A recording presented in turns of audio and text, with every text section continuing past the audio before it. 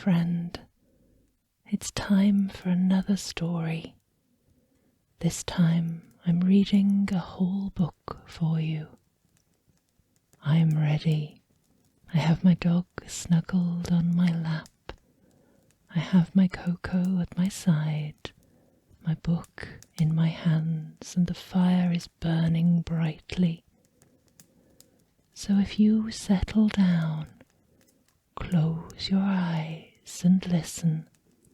I will read for you Charles Dickens' A Christmas Carol. Stave 1. Marley's Ghost.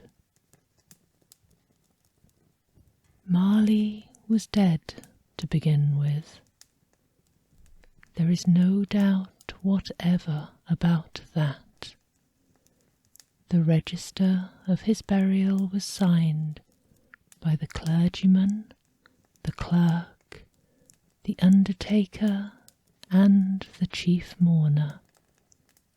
Scrooge signed it, and Scrooge's name was good upon change for anything he chose to put his hand to. Old Marley was dead as a doornail.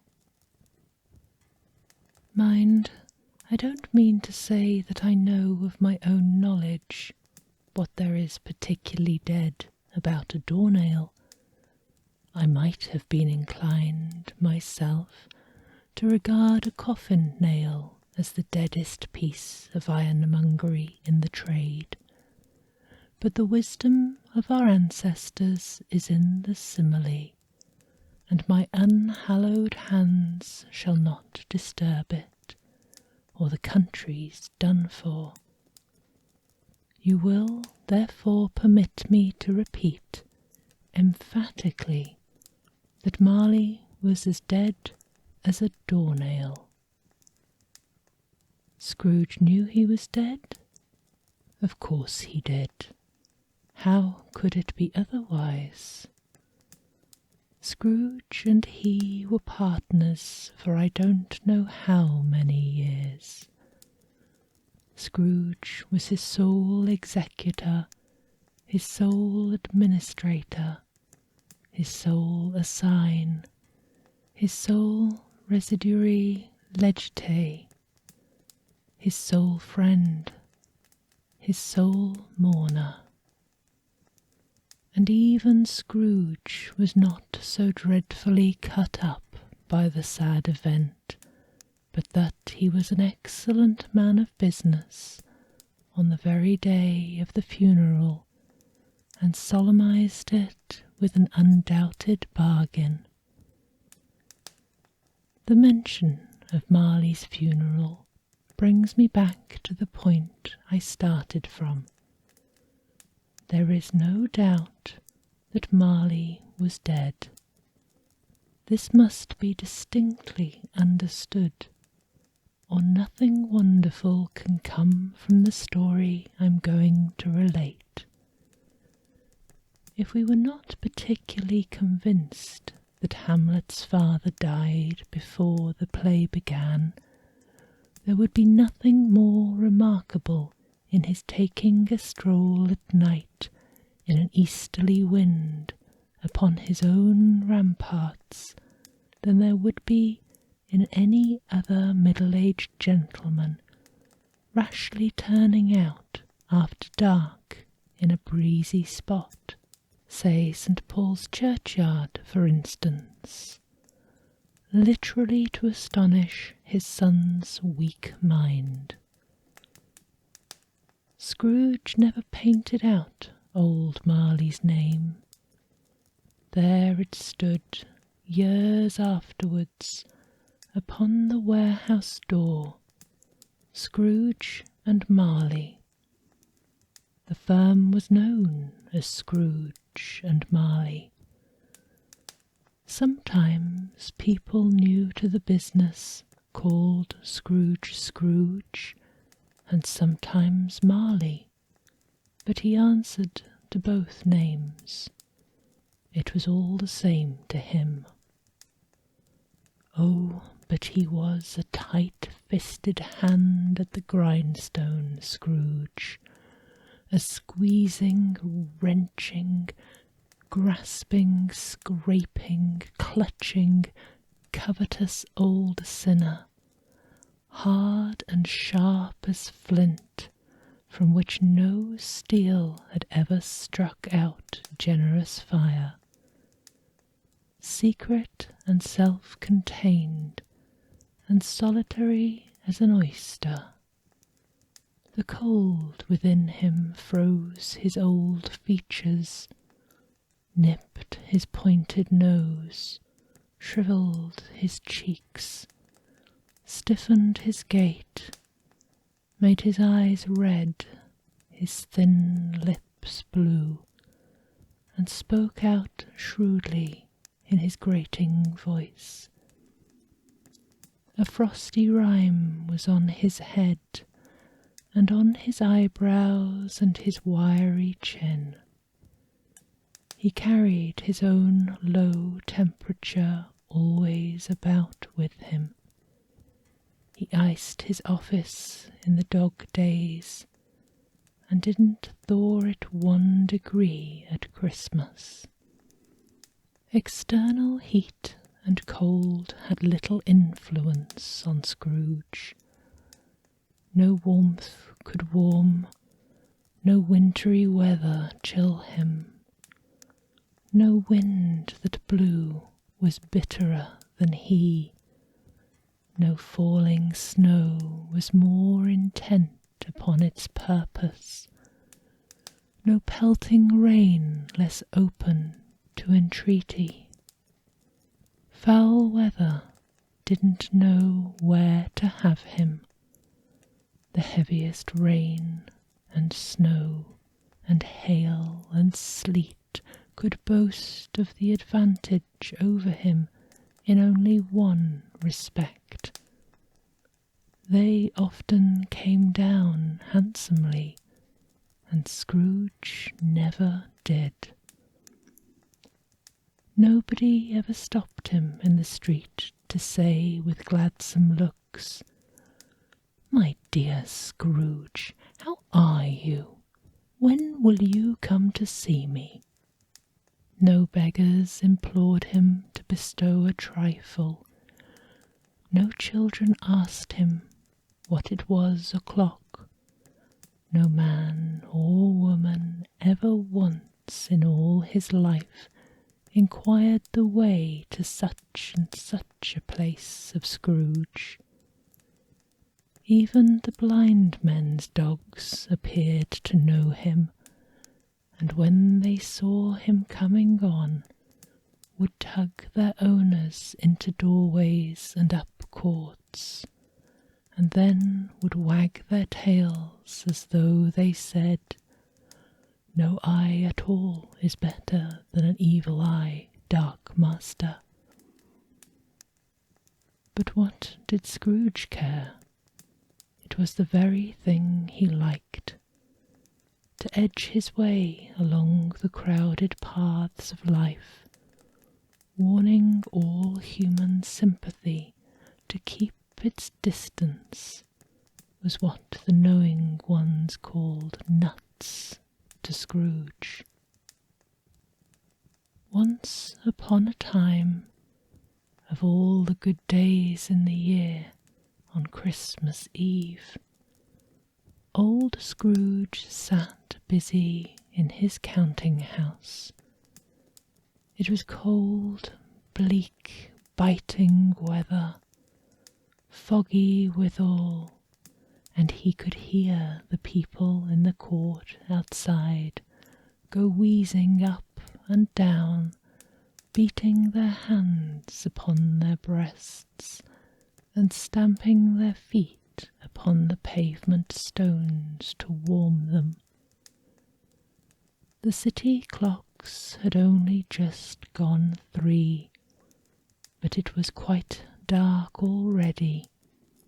It had not been light all day, and the candles were flaring in the windows of the neighbouring offices like ruddy smears upon the palpable brown air. The fog came pouring in at every chink and keyhole, and was so dense without that, although the court was of the narrowest, the houses opposite were mere phantoms. To see the dingy cloud come drooping down, obscuring everything, one might have thought that nature lived hard by and was brewing on a large scale.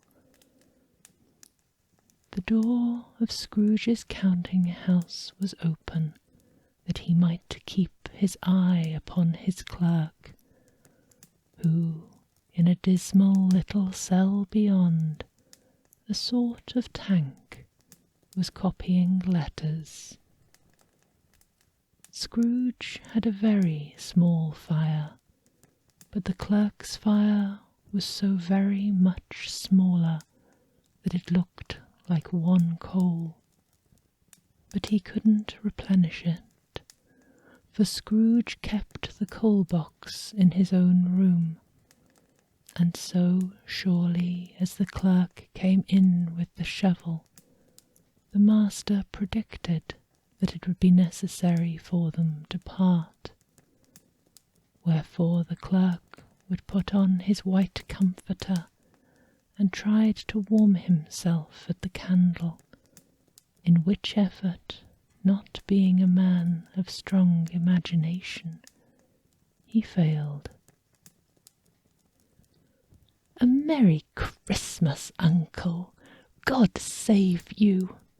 cried a cheerful voice. It was the voice of Scrooge's nephew, who came upon him so quickly that this was the first intimation he had of his approach. "Bah!" said Scrooge. "Humbug!" He had so heated himself with rapid walking in the fog and frost, this nephew of Scrooge's, that he was all in a glow. His face was ruddy and handsome, his eyes sparkled, and his breath smoked again. "Christmas a humbug, Uncle!" said Scrooge's nephew. "You don't mean that, I'm sure." "I do," said Scrooge. "Merry Christmas! What have you got to be merry about? What reason have you got to be merry? You're poor enough." "Come then," returned the nephew gaily. "What right have you got to be dismal? What reason have you to be morose? You're rich enough." Scrooge, having no better answer ready on the spur of the moment, said "Bah!" again, and followed it up with "Humbug!" "Don't be cross, Uncle," said the nephew. "What else can I be?" returned the uncle, "when I live in such a world of fools as this? Merry Christmas! Out upon Merry Christmas! What's Christmas time to you but a time for paying bills without money, a time for finding yourself a year older and not an hour richer, a time for balancing your books and having every item in 'em through a round dozen of months presented dead against you? If I could work my will," said Scrooge indignantly, "every idiot who goes about with Merry Christmas on his lips should be boiled with his own pudding, and buried with a stake of holly through his heart. He should." "Uncle!" pleaded the nephew. "Nephew," returned Uncle sternly, "keep Christmas in your own way, and let me keep it in mine." "Keep it?" repeated Scrooge's nephew. "But you don't keep it." "Let me leave it alone, then," said Scrooge. "Much good may it do you. Much good it ever has done you." "There are many things from which I might have derived good, by which I have not profited, I dare say," returned the nephew. "Christmas among the rest. But I'm sure I have always thought of Christmas time, when it has come round, apart from the veneration due to its sacred name and origin, if anything belonging to it can be apart from that, as a good time, a kind, forgiving, charitable, pleasant time, the only time I know of in the long calendar of the year, when men and women seem by one consent to open their shut-up hearts freely, and to think of people below them as if they really were fellow passengers to the grave, and not another race of creatures bound on another journey. And therefore, uncle, though it has never put a scrap of gold or silver in my pocket, I believe that it has done me good, and will do me good, and I say, God bless it." The clerk in the tank involuntarily applauded, becoming immediately sensible of the impropriety. He poked the fire, and extinguished the last frail spark forever. "Let me hear another sound from you," said Scrooge, "and you'll keep your Christmas by losing your situation. You're quite a powerful speaker, sir," he added, turning to his nephew. "I wonder you don't go into Parliament." "Don't be angry, uncle. Dine with us tomorrow." Scrooge said that he would see him. Yes, indeed he did. He went the whole length of the expression, and said that he would see him in that extremity first. "But why?" cried Scrooge's nephew. "Why?" "Why did you get married?" said Scrooge. "Because I fell in love." "Because you fell in love," growled Scrooge, as if that were the only one thing in the world more ridiculous than a Merry Christmas. "Good afternoon." "Nay, uncle, but you never came to see me before that happened. Why give it as a reason for not coming now?" "Good afternoon," said Scrooge. "I want nothing from you. I ask nothing from you. Why can't we be friends?" "Good afternoon," said Scrooge. "I am sorry, with all my heart, to find you so resolute. We have never had any quarrel to which I have been party, but I have made the trial in homage to Christmas, and I'll keep my Christmas humour to the last. So a Merry Christmas, uncle." "Good afternoon," said Scrooge. "And a Happy New Year." "Good afternoon," said Scrooge. His nephew left the room without an angry word, notwithstanding. He stopped at the outer door to bestow the greetings of the season on the clerk, who, cold as he was warmer than Scrooge, for he returned them cordially. "There's another fellow," muttered Scrooge, who overheard him. "My clerk, with 15 shillings a week, and a wife and family, talking about a Merry Christmas. I'll retire to Bedlam." This lunatic, in letting Scrooge's nephew out, had let 2 other people in.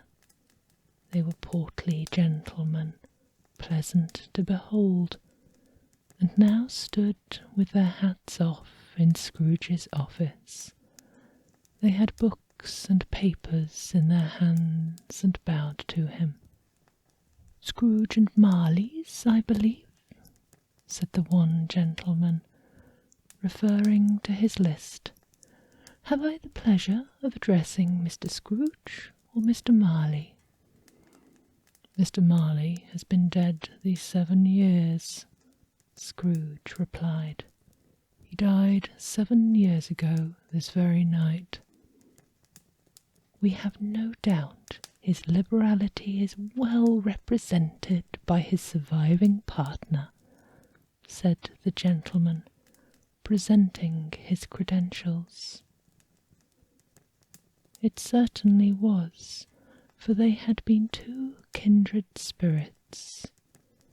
At the ominous word liberality, Scrooge frowned and shook his head, and handed the credentials back.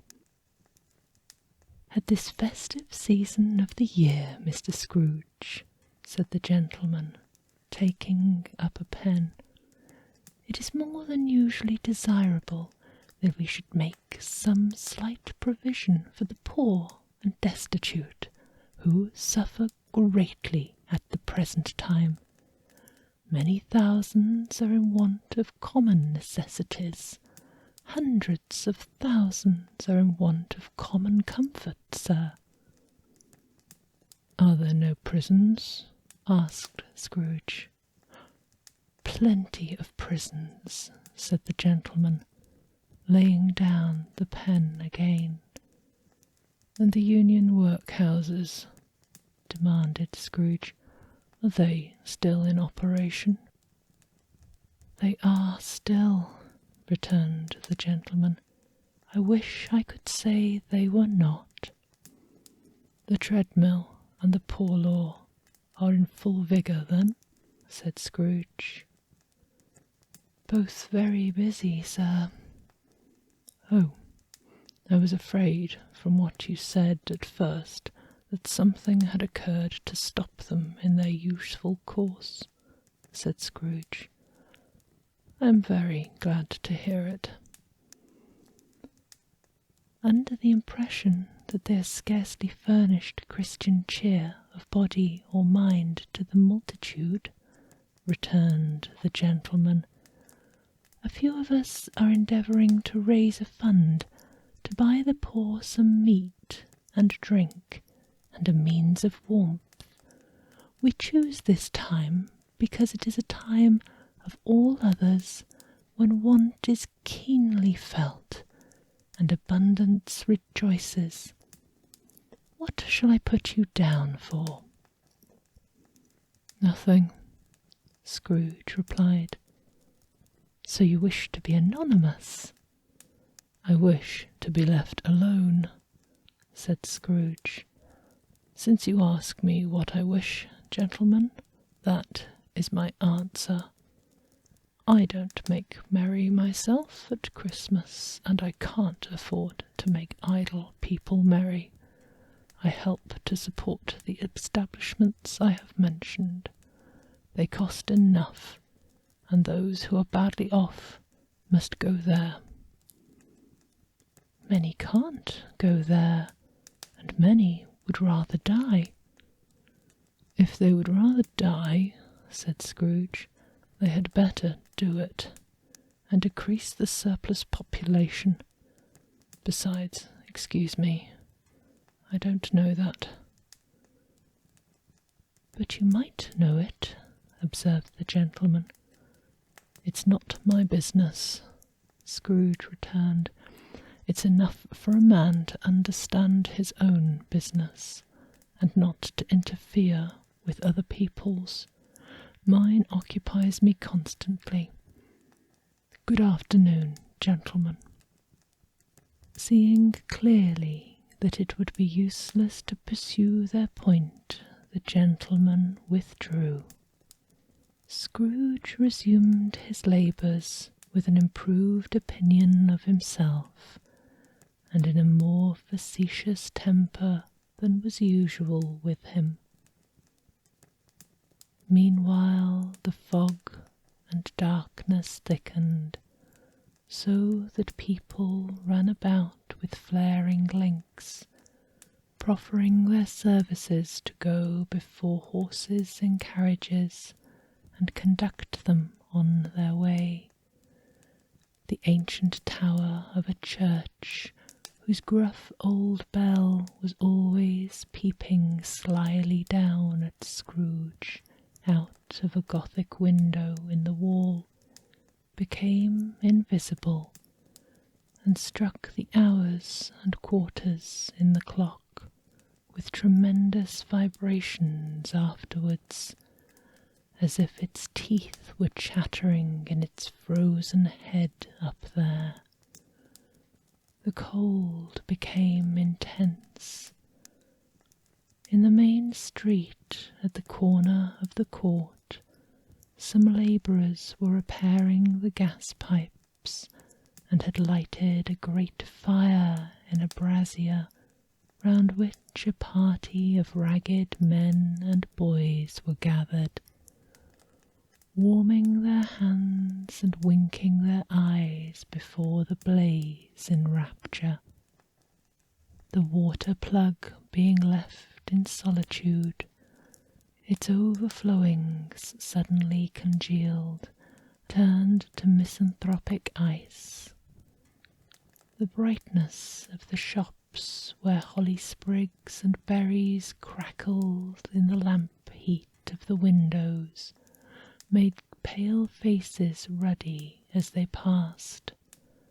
Poulterers' and grocers' trades became a splendid joke, a glorious pageant with which it was next to impossible to believe that such dull principles as bargain and sale had anything to do.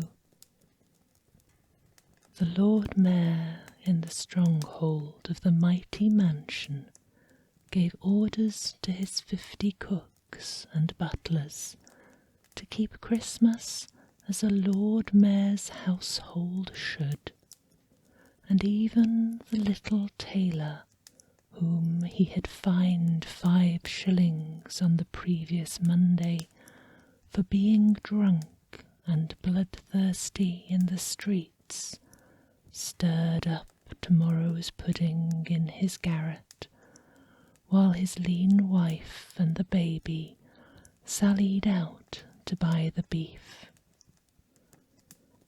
Foggier yet and colder, piercing, searching, biting cold. If the good St. Dunstan had but nipped the evil spirit's nose with a touch of such weather as that, instead of using his familiar weapons, then indeed he would have roared to lusty Prosper. The owner of one scant young nose, gnawed and mumbled by the hungry cold as bones are gnawed by dogs, stooped down at Scrooge's keyhole to regale him with a Christmas carol, but at the first sound of "God bless you, merry gentlemen, may nothing you dismay," Scrooge seized the ruler with such energy of action that the singer fled in terror, leaving the keyhole to the fog and even more congenial frost. At length the hour of shutting up the counting-house arrived, with an ill will Scrooge dismounted from his stool, and tacitly admitted the fact to the expectant clerk in the tank, who instantly snuffed out his candle and put on his hat. "You'll want all day off tomorrow, I suppose," said Scrooge. "If quite convenient, sir." "It's not convenient," said Scrooge, "and it's not fair. If I was to stop 1/2 for it, you'd think yourself ill-used, I'll be bound." The clerk smiled faintly. "And yet," said Scrooge, "you don't think me ill-used when I pay a day's wages for no work." The clerk observed that it was only once a year. "A poor excuse for picking a man's pocket every 25th of December," said Scrooge, buttoning his great coat to the chin. "But I suppose you must have the whole day. Be here all the earlier the next morning." The clerk promised that he would, and Scrooge walked out with a growl. The office was closed in a twinkling, and the clerk, with the long ends of his white comforter dangling below his waist, for he boasted no great coat, went down a slide on Cornhill, at the end of a lane of boys, 20 times in honour of its being Christmas, and then ran home to Camden Town as hard as he could pelt to play at blind man's buff. Scrooge took his melancholy dinner in his usual melancholy tavern, and having read all the newspapers and beguiled the rest of the evening with his banker's book, went home to bed. He lived in chambers which had once belonged to his deceased partner. They were a gloomy suite of rooms in a lowering pile of buildings up a yard, where it had so little business to be, that one could scarcely help fancying it must have run there when it was a young house, playing at hide-and-seek with other houses, and have forgotten the way out again. It was old enough now, and dreary enough, for nobody lived in it but Scrooge, the other rooms being all let out as offices. The yard was so dark that even Scrooge, who knew its every stone, was fain to grope with his hands. The fog and frost so hung about the black old gateway of the house that it seemed as if the genius of the weather sat in mournful meditation on the threshold. Now, it is a fact that there was nothing at all peculiar about the knocker of the door, except that it was very large. It is also a fact that Scrooge had seen it, night and morning, during his whole residence in that place. Also that Scrooge had as little of what is called fancy about him as any man in the city of London, even including, which is a bold word, the corporation, alderman, and livery. Let it also be borne in mind that Scrooge had not bestowed one thought on Marley since his last mention of his 7 years dead partner that afternoon. And then let any man explain to me, if he can, how it happened that Scrooge, having his key in the lock of the door, saw in the knocker, without its undergoing any immediate process of change, not a knocker, but Marley's face. Marley's face. It was not in impenetrable shadow, as the other objects in the yard were, but had a dismal light about it, like a bad lobster in a dark cellar. It was not angry or ferocious, but looked at Scrooge as Marley used to look, with ghostly spectacles turned up on its ghostly forehead. The hair was curiously stirred, as if by breath or hot air, and though the eyes were wide open, they were perfectly motionless. That and its livid colour made it horrible, but its horror seemed to be in spite of the face and beyond its control, rather than a part of its expression. As Scrooge looked fixedly at this phenomenon, it was a knocker again.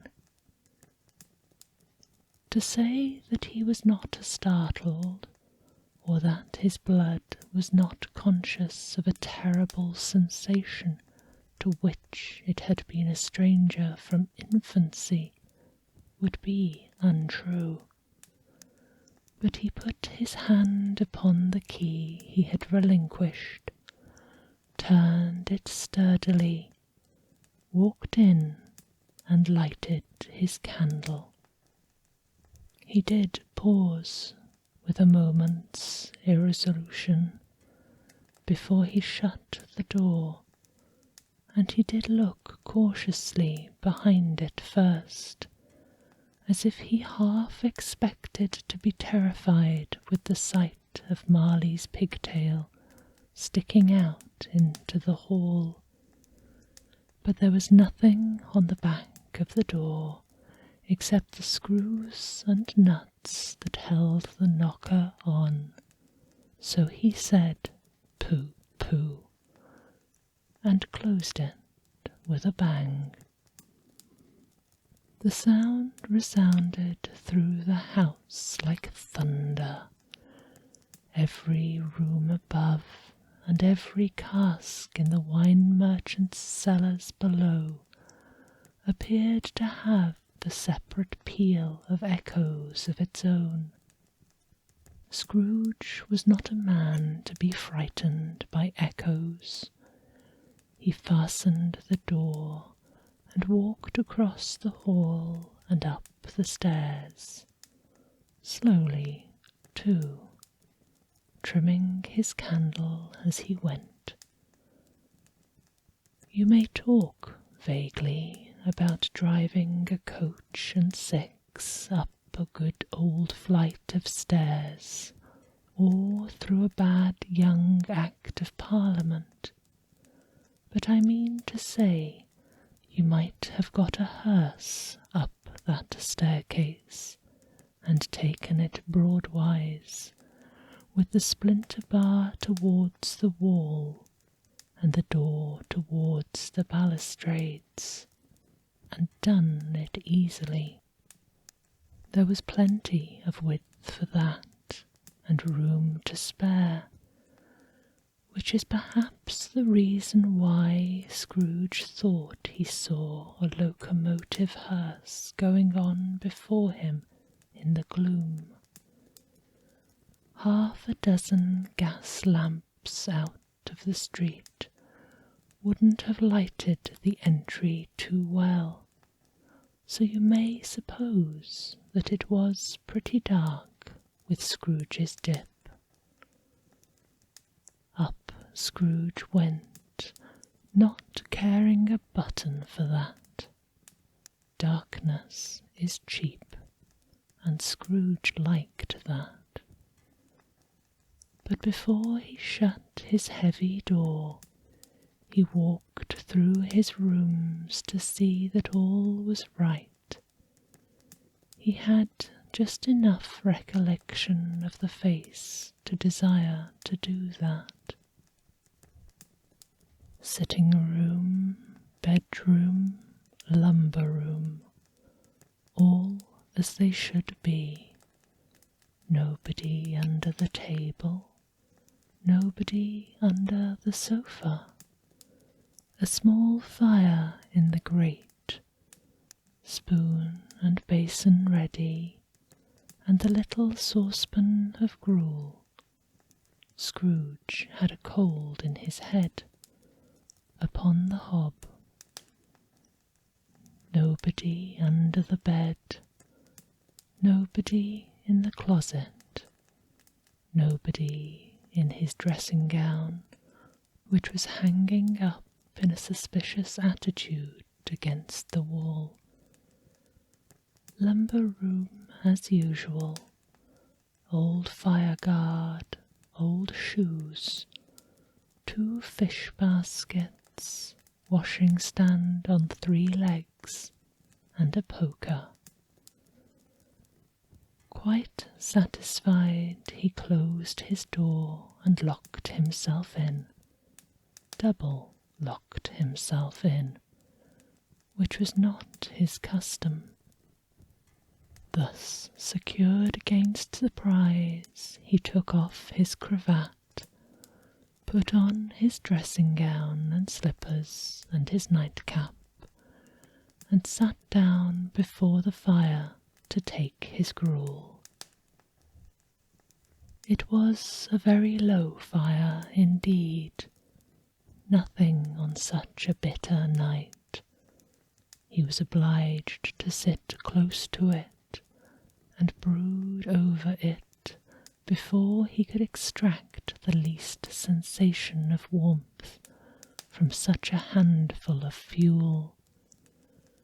The fireplace was an old one, built by some Dutch merchant long ago, and paved all round with quaint Dutch tiles, designed to illustrate Scripture. There were Cains and Abels, Pharaoh's daughters, queens of Sheba, angelic messengers descending through the air on clouds like feather beds, Abrahams, Belshazzars, apostles putting off to sea in butter boats, hundreds of figures to attract his thoughts. And yet that face of Marley, 7 years dead, came like the ancient prophet's rod, and swallowed up the whole. If each smooth tile had been a blank at first, with power to shape some picture on its surface from the disjointed fragments of his thoughts, there would have been a copy of Marley's head on every one. "Humbug," said Scrooge, and walked across the room. After several turns he sat down again. As he threw his head back in the chair, his glance happened to rest upon a bell, a disused bell, that hung in the room and communicated for some purpose now forgotten, with a chamber in the highest story of the building. It was with greatest astonishment and with a strange, inexplicable dread that, as he looked, he saw this bell begin to swing. It swung so softly in the outset that it scarcely made a sound, but soon it rang out loud, and so did every bell in the house. This might have lasted half a minute, or a minute, but it seemed an hour. The bells ceased as they had begun, together. They were succeeded by a clanking noise deep down, as if some person were dragging a heavy chain over the casks in the wine merchant's cellar. Scrooge then remembered to have heard that ghosts in haunted houses were described as dragging chains. The cellar door flew open with a booming sound, and then he heard the noise much louder on the floors below, then coming up the stairs, then coming straight towards his door. "It's humbug still," said Scrooge. "I won't believe it." His colour changed, though, when, without a pause, it came on through the heavy door and passed into the room before his eyes. Upon coming in, the dying flame leapt up as though it cried, "I know him, Marley's ghost," and fell again. The same face, the very same. Marley in his pigtail, usual waistcoat, tights and boots, the tassels on the latter bristling like his pigtail, and his coat skirts and the hair upon his head. The chain he drew was clasped about his middle. It was long and wound about him like a tail, and it was made, for Scrooge observed it closely, of cash-boxes, keys, padlocks, ledgers, deeds, and heavy purses wrought in steel. His body was transparent, so that Scrooge, observing him, and looking through his waistcoat, could see the 2 buttons on his coat behind. Scrooge had often heard it said that Marley had no bowels, but he never believed it until now.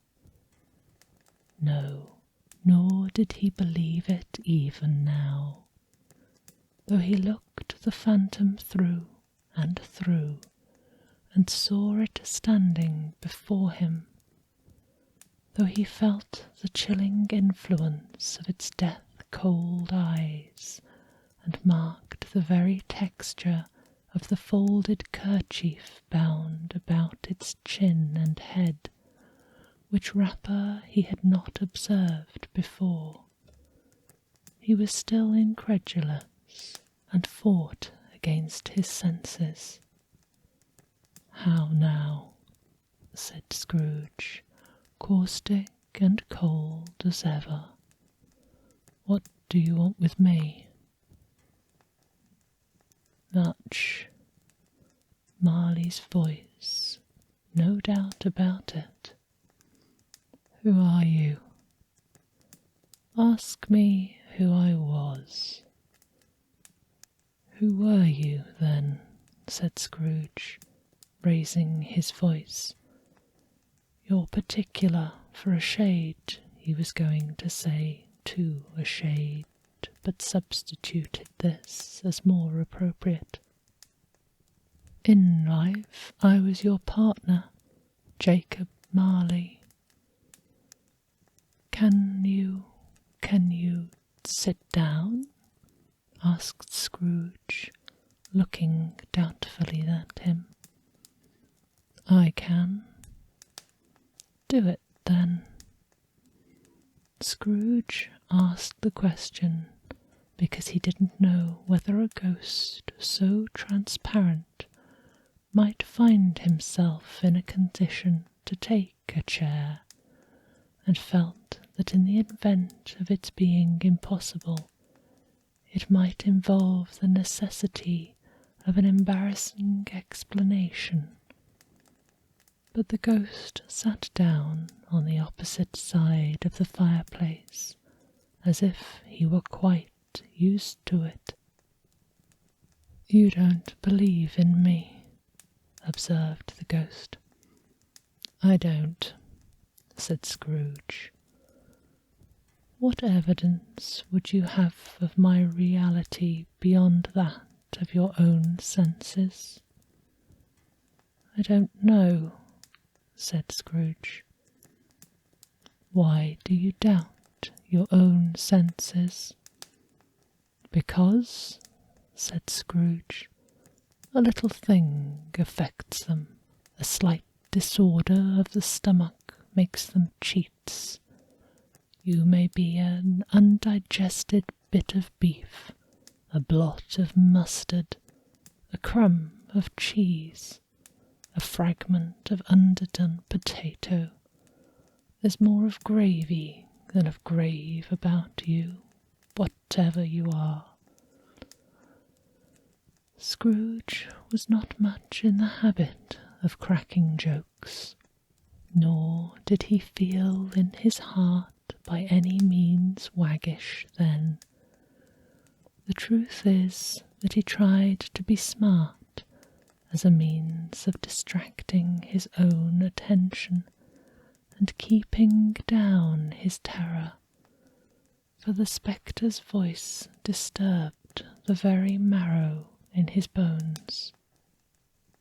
To sit staring at those fixed, glazed eyes in silence for a moment would play, Scrooge felt, the very deuce with him. There was something very awful, too, in the spectre's being provided with an infernal atmosphere of his own. Scrooge could not feel it himself, but this was clearly the case, for though the ghost sat perfectly motionless, its hair and skirts and tassels were still agitated as by the hot vapour from an oven. You see this toothpick, said Scrooge, returning quickly to the charge for the reason just assigned, and wishing, though it were only for a second, to divert the vision's stony gaze from himself. I do, replied the ghost. You are not looking at it, said Scrooge. But I see it, said the ghost, notwithstanding. Well, returned Scrooge, I have but to swallow this, and be for the rest of my days persecuted by a legion of goblins, all of my own creation. Humbug, I tell you, humbug. At this the spirit raised a frightful cry and shook its chains with such a dismal and appalling noise that Scrooge held on tight to his chair to save himself from falling in a swoon. But how much greater was his horror when the phantom, taking off the bandage edge around his head, as if it were too warm to wear indoors. Its lower jaw dropped down upon its breast. Scrooge fell upon his knees and clasped his hands before his face. "Mercy," he said. "Dreadful apparition, why do you trouble me?" "Man of the worldly mind," replied the ghost, "do you believe in me or not?" "I do," said Scrooge. "I must." "But why do spirits walk the earth, and why do they come to me?" "It is required of every man," the ghost returned, "that the spirit within him should walk abroad among his fellow men, and travel far and wide, and if that spirit goes not forth in life, it is condemned to do so after death. It is doomed to wander through the world, woe, woe is me, and witness what it cannot share, but might have shared on earth, and turned to happiness." Again the spectre raised a cry, and shook its chain, and wrung its shadowy hands. "You are fettered," said Scrooge, trembling. "Tell me why." "I wear the chain I forged in life," replied the ghost. "I made it link by link, and yard by yard. I girded on it of my own free will, and of my own free will I wore it. Is its pattern strange to you?" Scrooge trembled more and more. "Or would you know," pursued the ghost, "the weight and length of the strong coil you bear yourself? It was full as heavy and as long this 7 Christmas Eves ago. You have laboured on it since. It is a ponderous chain." Scrooge glanced about him on the floor, in the expectation of finding himself surrounded by some 50 or 60 fathoms of iron cable, but he could see nothing.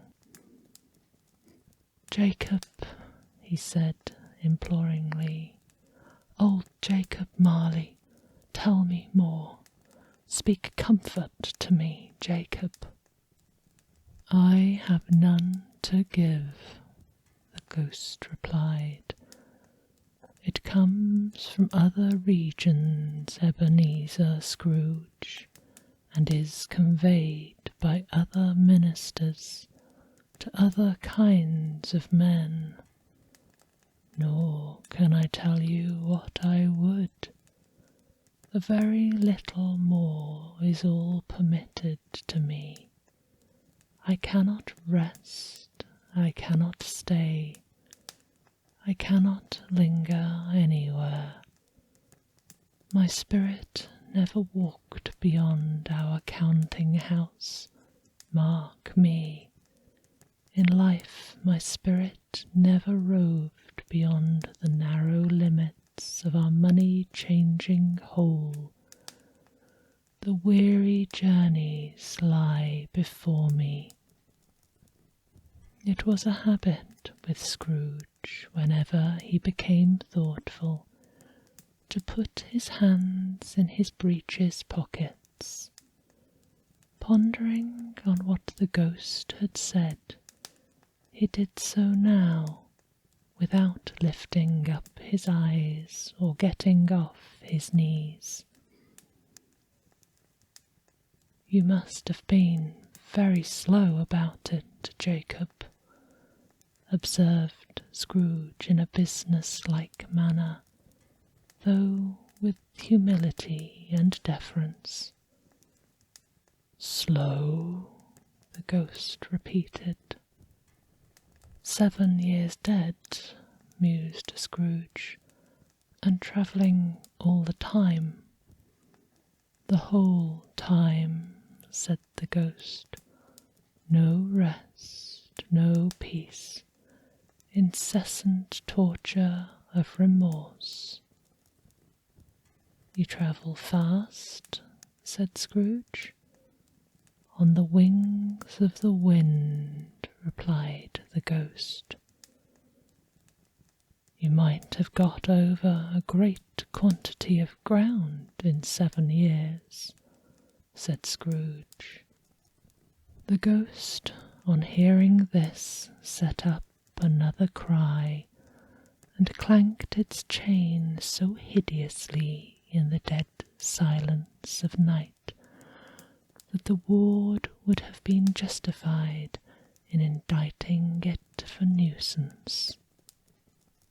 "O captive, bound and double ironed," cried the phantom, "not to know that ages of incessant labour by immortal creatures for this earth must pass into eternity before the good of which it is susceptible is all developed, not to know that any Christian spirit working kindly in its little sphere, whatever it may be, will find its mortal life too short for its vast means of usefulness, not to know that no space of regret can make amends for one life's opportunities misused.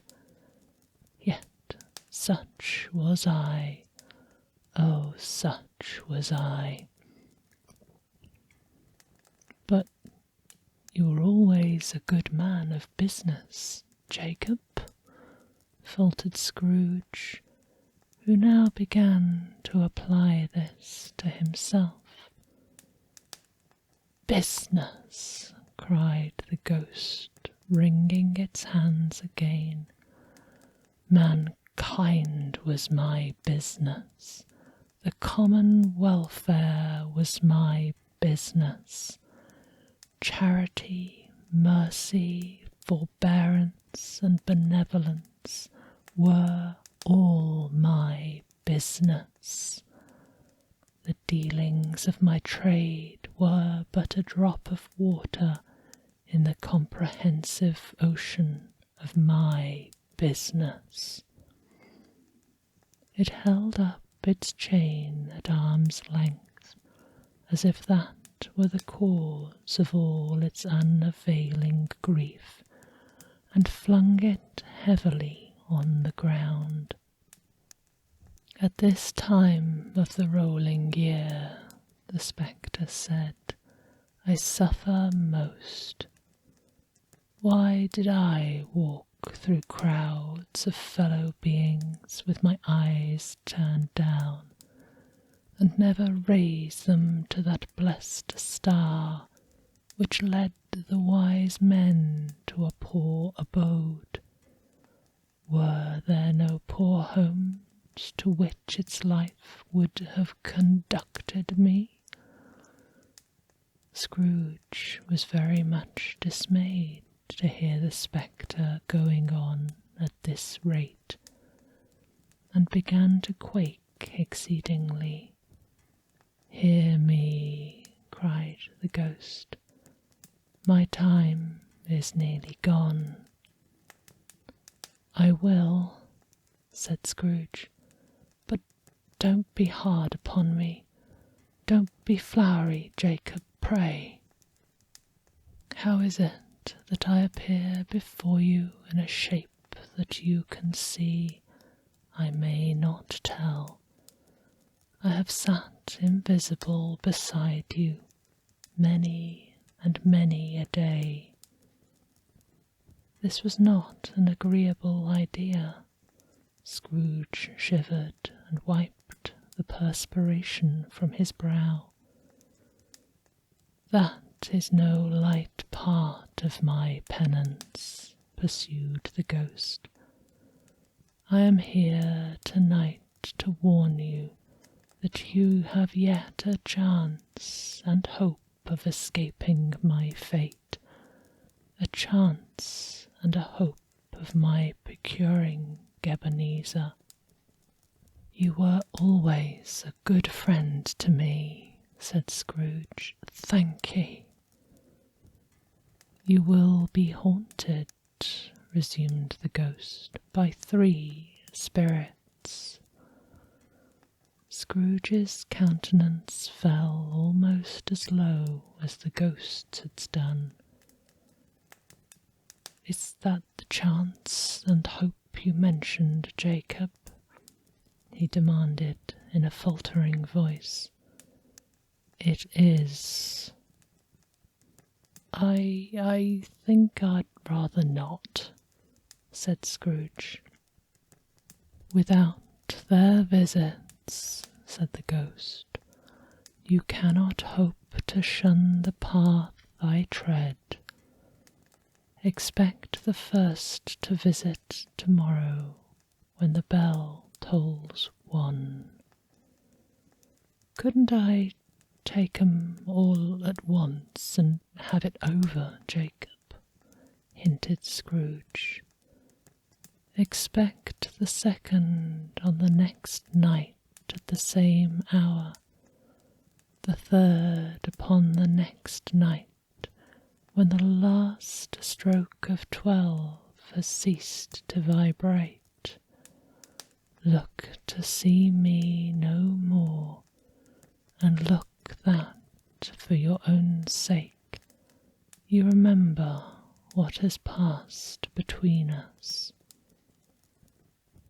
When it had said these words, the spectre took its wrapper from the table and bound it round its head as before. Scrooge knew this by the smart sound its teeth made when the jaws were brought together by the bandage. He ventured to raise his eyes again, and found his supernatural visitor confronting him in an erect attitude, with its chain wound over and about its arm. The apparition walked backward from him, and at every step it took, the window raised itself a little, so that when the spectre reached it, it was wide open. It beckoned Scrooge to approach, which he did. When they were within 2 paces of each other, Marley's ghost held up its hand, warning him to come no nearer. Scrooge stopped.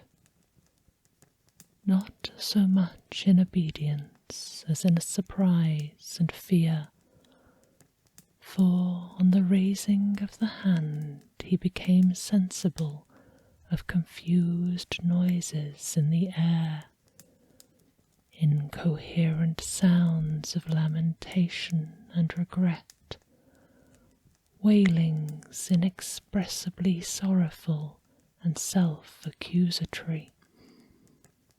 The spectre, after listening for a moment, joined in the mournful dirge, and floated out upon the bleak, dark night.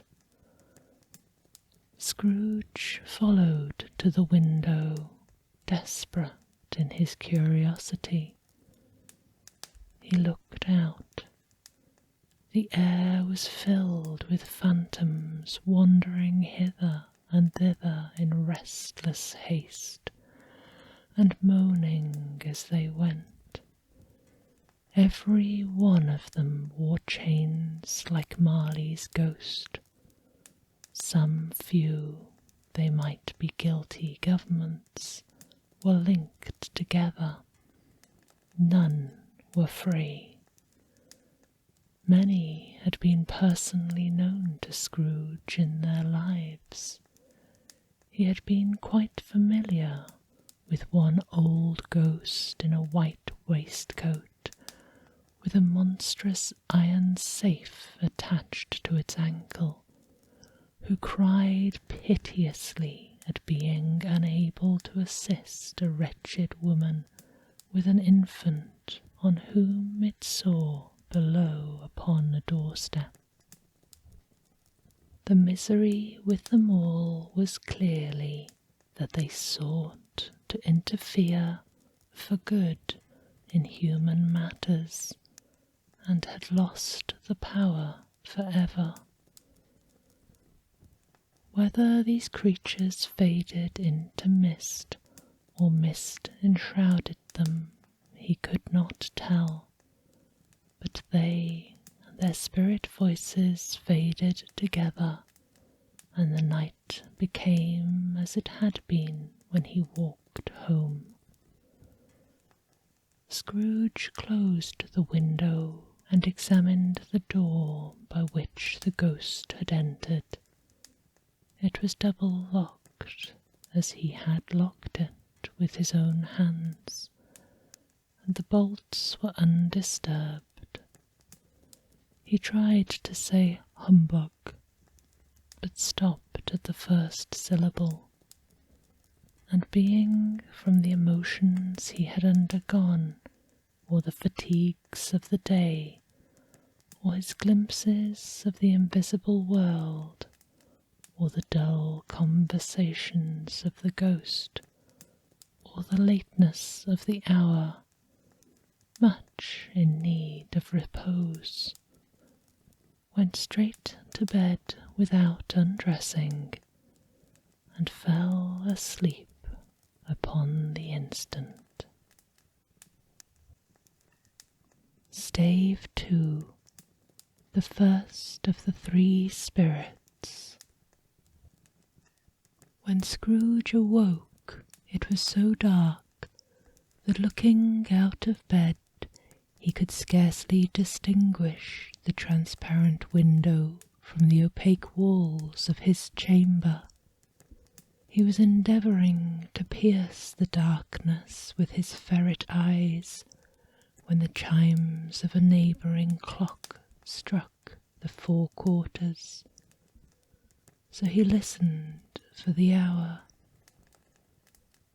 To his astonishment, the heavy bell went on from 6 to 7, and from 7 to 8, and regularly up to 12, then stopped. 12. It was past 2 when he went to bed. The clock was wrong. An icicle must have got into the works. 12. He touched the spring of his repeater to correct this most preposterous clock. Its rapid little pulse beat 12 and stopped. "Why, it isn't possible," said Scrooge, "that I can have slept through a whole day, and far into another night. It isn't possible that anything has happened to the sun, and that this is 12 at noon." The idea being an alarming one, he scrambled out of bed and groped his way to the window. He was obliged to rub the frost off with the sleeve of his dressing gown before he could see anything, and could see very little then. All he could make out was that it was still very foggy, and extremely cold, and that there was no noise of people running to and fro and making a great stir, as there unquestionably would have been if night had been beaten off by bright day and taken possession of the world. This was a great relief, because 3 days after sight of this first of exchange pay to Mr. Ebenezer Scrooge or his order, and so forth, would have become a mere United States security if there were no days to count by. Scrooge went to bed again and thought, and thought, and thought it over and over, and could make nothing of it. The more he thought, the more perplexed he was, and the more he endeavoured not to think, the more he thought. Marley's ghost bothered him exceedingly. Every time he resolved within himself, after mature inquiry, that it was all a dream, his mind flew back again like a strong spring released to its first position, and presented the same problem to be worked all through. Was it a dream or not? Scrooge lay in this state until the chime had gone 3/4 more, when he remembered on a sudden that the ghost had warned him of a visitation when the bell tolled 1. He resolved to lie awake until the hour was past, and, considering that he could no more go to sleep than go to heaven, this was perhaps the wisest resolution in his power. The quarter was so long that he was more than once convinced he must have sunk into a doze unconsciously and missed the clock. At length it broke upon his listening ear. Ding, ding. 1/4 past, said Scrooge, counting. Ding, ding. 1/2 past, said Scrooge. Ding, ding. 1/4 to it, said Scrooge. Ding, ding. The hour itself, said Scrooge triumphantly, and nothing else. He spoke before the hour bell sounded, which it now did, with a deep, dull, hollow, melancholy one. Light flashed up in the room upon the instant, and the curtains of his bed were drawn.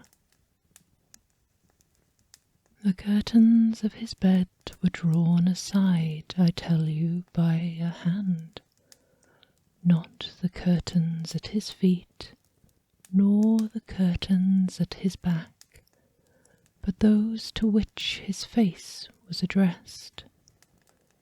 The curtains of his bed were drawn aside, and Scrooge, starting up into a half-recumbent attitude, found himself face to face with the unearthly visitor who drew them, as close to it as I am now to you, and I am standing in the spirit at your elbow.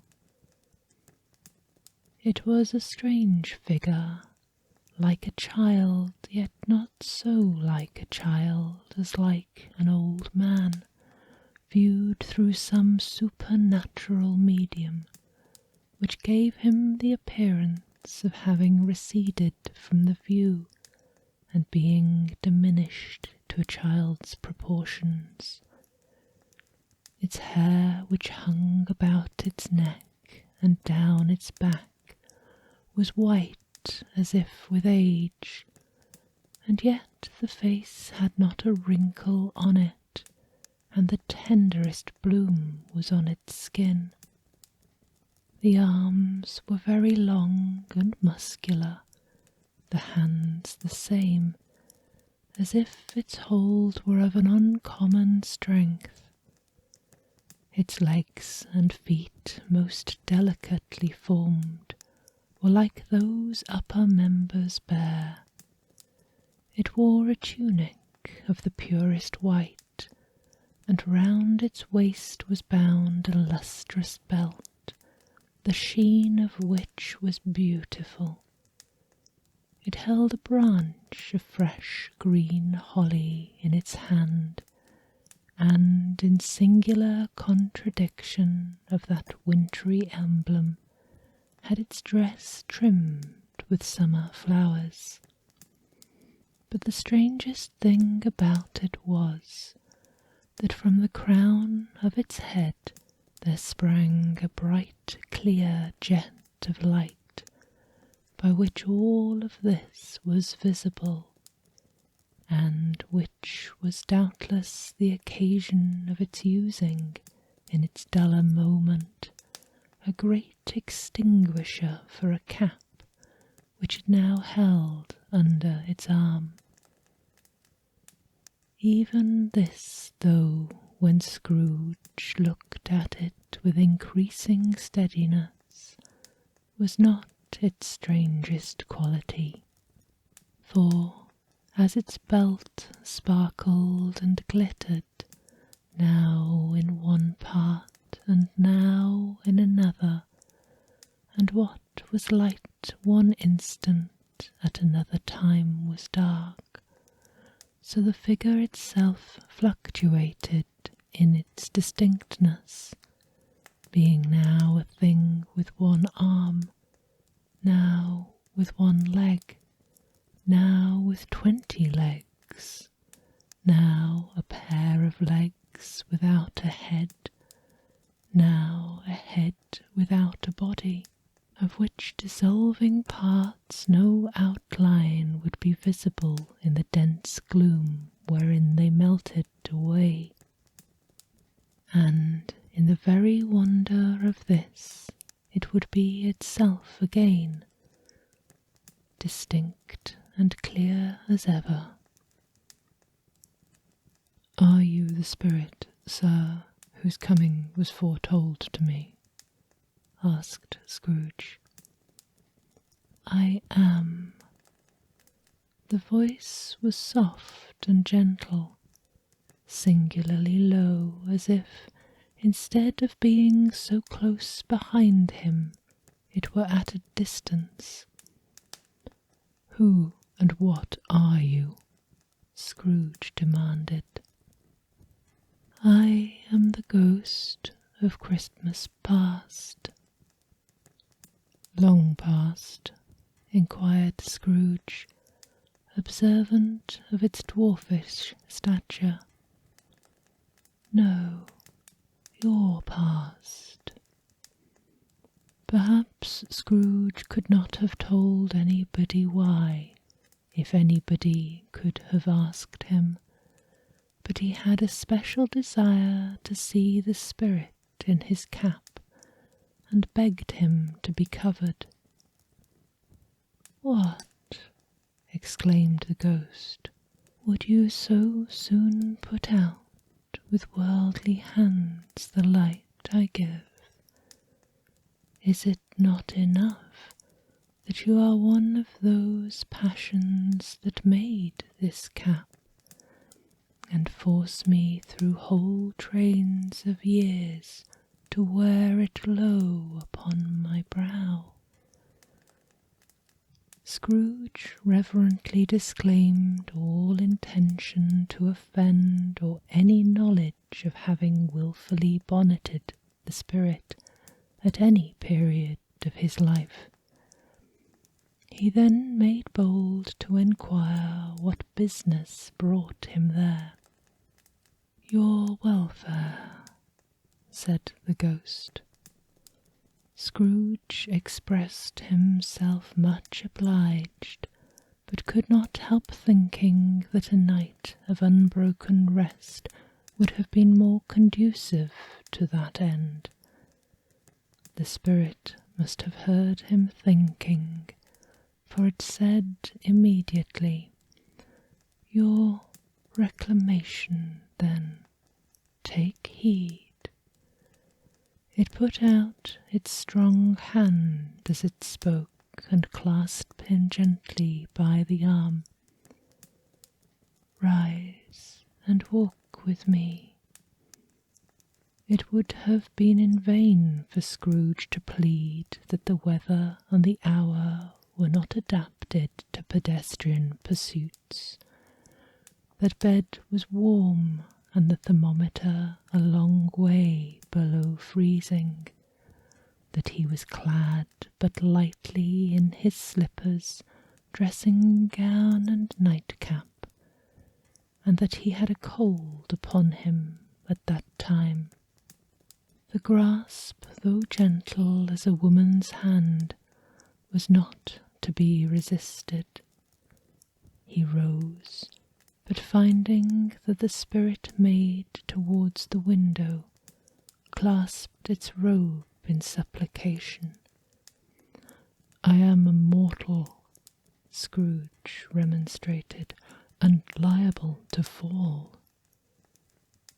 "Bear but a touch of my hand there," said the spirit, laying it upon his heart, "and you shall be upheld in more than this." As the words were spoken, they passed through the wall, and stood upon an open country road, with fields on either hand. The city had entirely vanished. Not a vestige of it was to be seen. The darkness and the mist had vanished with it, for it was a clear, cold winter day, with snow on the ground. "Good heaven," said Scrooge, clasping his hands together as he looked about him. "I was bred in this place. I was a boy here." The spirit gazed upon him mildly. Its gentle touch, though it had been light and instantaneous, appeared still present to the old man's sense of feeling. He was conscious of 1,000 odours floating in the air, each one connected with 1,000 thoughts and hopes and joys and cares long, long forgotten. "Your lip is trembling," said the ghost. "And what is that upon your cheek?" Scrooge muttered with an unusual catching in his voice that it was a pimple, and begged the ghost to lead him where he would. "You recollect the way?" inquired the spirit. "Remember it?" cried Scrooge with a fervour. "I could walk it blindfold." "Strange to have forgotten it for so many years," observed the ghost. "Let us go on."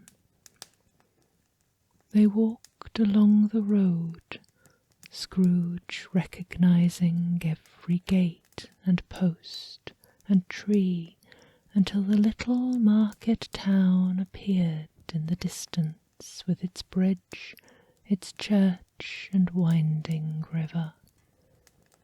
Some shaggy ponies were seen trotting towards them with boys upon their back, who called to other boys in country gigs and carts, driven by farmers. All these boys were in great spirits and shouted to each other until the broad fields were so full of merry music that the crisp air laughed to hear it. These are but shadows of the things that have been, said the ghost.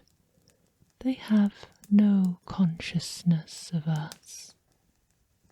The jocund travellers came on, and as they came, Scrooge knew and named them every one. Why was he rejoiced beyond all bounds to see them? Why did his cold eye glisten, and his heart leap up as they went past? Why was he filled with gladness when he heard them give each other Merry Christmas as they parted at crossroads and byways for their several homes? What was Merry Christmas to Scrooge? Out upon Merry Christmas, what good had it ever done to him? The school is not quite deserted, said the ghost. A solitary child, neglected by his friends, is left there still. Scrooge said he knew it, and he sobbed. They left the high road by a well-remembered lane, and soon approached a mansion of dull red brick, with a little weathercock-surmounted cupola on the roof, and a bell hanging in it. It was a large house, but one of broken fortunes, for the spacious offices were little used, their walls were damp and mossy, their windows broken, and their gates decayed. Fowls clucked and strutted in the stables, and the coach-houses and sheds were overrun with grass. Nor was it more retentive of its ancient state within. But entering the dreary hall and glancing through the open doors of many rooms, they found them poorly furnished, cold, and vast. There was an earthy savour in the air, a chilly bareness in the place, which associated itself somehow with too much getting up by candlelight, and not too much to eat. They went, the ghost and Scrooge, across the hall to a door at the back of the house. It opened before them and disclosed a long, bare, melancholy room, made barer still by lines of plain deal forms and desks. At one of these a lonely boy was reading near a feeble fire, and Scrooge sat down upon a form and wept to see his poor forgotten self as he used to be. Not a latent echo in the house, not a squeak and scuffle from the mice behind the panelling, not a drip from the half-thawed water-spout in the dull yard behind, not a sigh among the leafless boughs of one despondent poplar, not the idle swinging of an empty storehouse door, no, not a clicking in the fire, but fell upon the heart of Scrooge with softening influence, and gave a freer passage to his tears. The spirit touched him on the arm, and pointed to his younger self, intent on his reading. Suddenly a man in foreign garments, wonderfully real and distinct to look at, stood outside the window with an axe stuck in his belt, and leading by the bridle an ass laden with wood. "Why, it's Ali Baba!" Scrooge exclaimed in ecstasy. "It's dear old honest Ali Baba. Yes, yes, I know. One Christmas time, when yonder solitary child was left here all alone, he did come for the first time, just like that. Poor boy. And Valentine," said Scrooge, "and his wild brother Orson. There they go. And what's his name, who was put down in his drawers asleep at the gate of Damascus? Don't you see him? And the Sultan's groom turned upside down by the genie. There he is on his head. Serve him right. I'm glad of it. What business had he to be married to the princess?"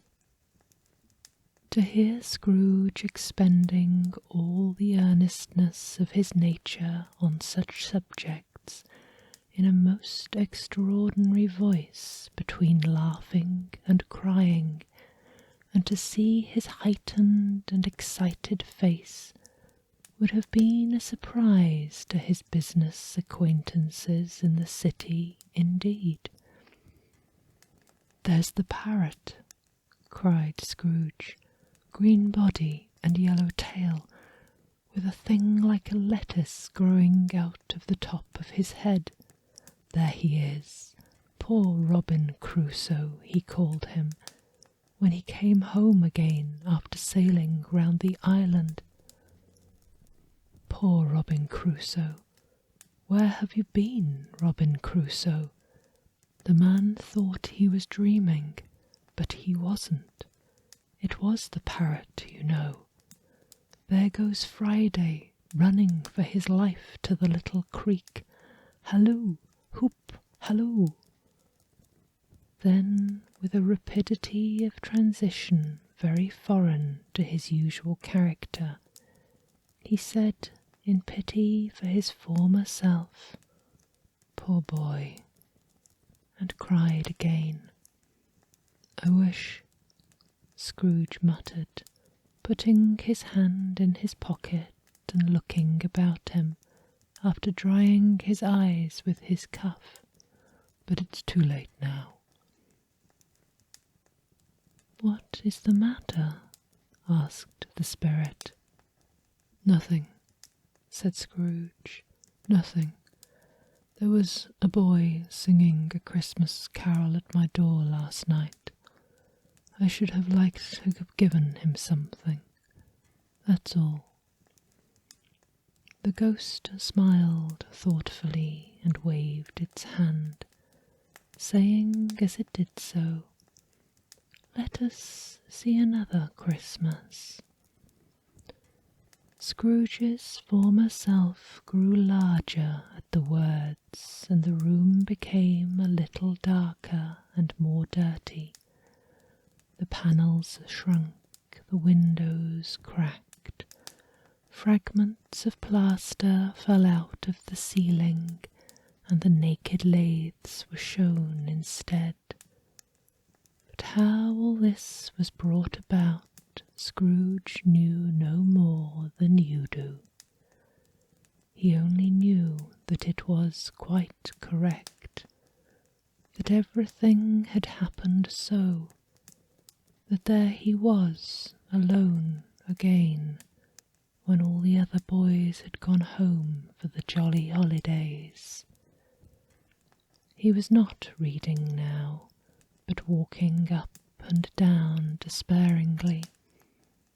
Scrooge looked at the ghost, and with a mournful shaking of his head glanced anxiously towards the door. It opened, and a little girl much younger than the boy came darting in, and putting her arms about his neck and often kissing him, addressed him as her dear, dear brother. "I've come to bring you home, dear brother," said the child, clapping her tiny hands and bending down to laugh. "To bring you home, home, home." "Home, little Fran?" returned the boy. "Yes," said the child, brimful of glee. "Home for good and all, home for ever and ever. Father is so much kinder than he used to be that home's like heaven. He spoke so gently to me one dear night when I was going to bed that I was not afraid to ask him once more if you might come home, and he said yes, you should, and sent me in a coach to bring you, and you're to be a man," said the child, opening her eyes, "and are never to come back here. But first we're going to be together all Christmas long, and have the merriest time in all the world." "You are quite a woman, little Fran," exclaimed the boy. She clasped her hands and laughed, and tried to touch his head, but being too little, laughed again, and stood on tiptoe to embrace him. Then she began to drag him in all her childish eagerness towards the door, and he, nothing loath to go, accompanied her. A terrible voice in the hall cried, "Bring down Master Scrooge's box there," and in the hall appeared the schoolmaster himself, who glared on Master Scrooge with a ferocious condescension and threw him into a dreadful state of mind by shaking hands with him. He then conveyed him and his sister into the veriest old well of a shivering best parlour that ever was seen, where the maps upon the wall and the celestial and terrestrial globes in the window were waxy with cold. Here he produced a decanter of curiously light wine and a block of curiously heavy cake, and administered instalments of those dainties to the young people, at the same time sending out a meagre servant to offer a glass of something to the post-boy, who answered that he thanked the gentleman, but if it was the same tap as he had tasted before, he had rather not.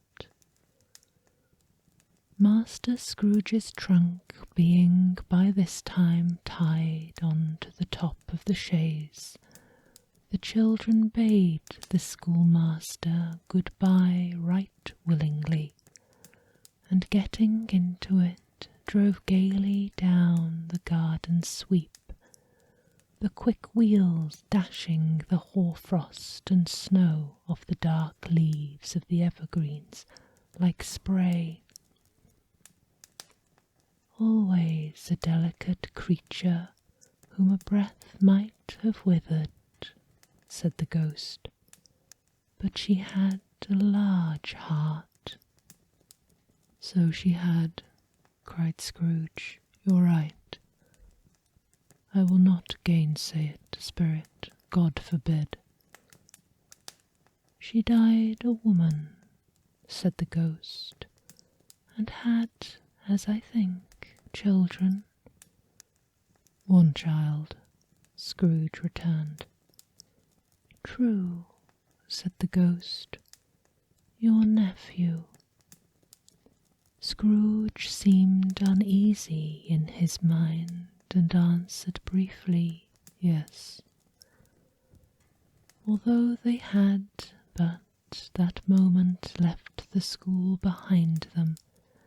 They were now in the busy thoroughfares of a city, where shadowy passengers passed and repassed, where shadowy carts and coaches battled for the way, and all the strife and tumult of a real city were. It was made plain enough by the dressing of the shops that here too it was Christmas time again, but it was evening and the streets were lighted up. The ghost stopped at a certain warehouse and asked Scrooge if he knew it. "Know it?" said Scrooge. "Was I apprenticed here?" They went in.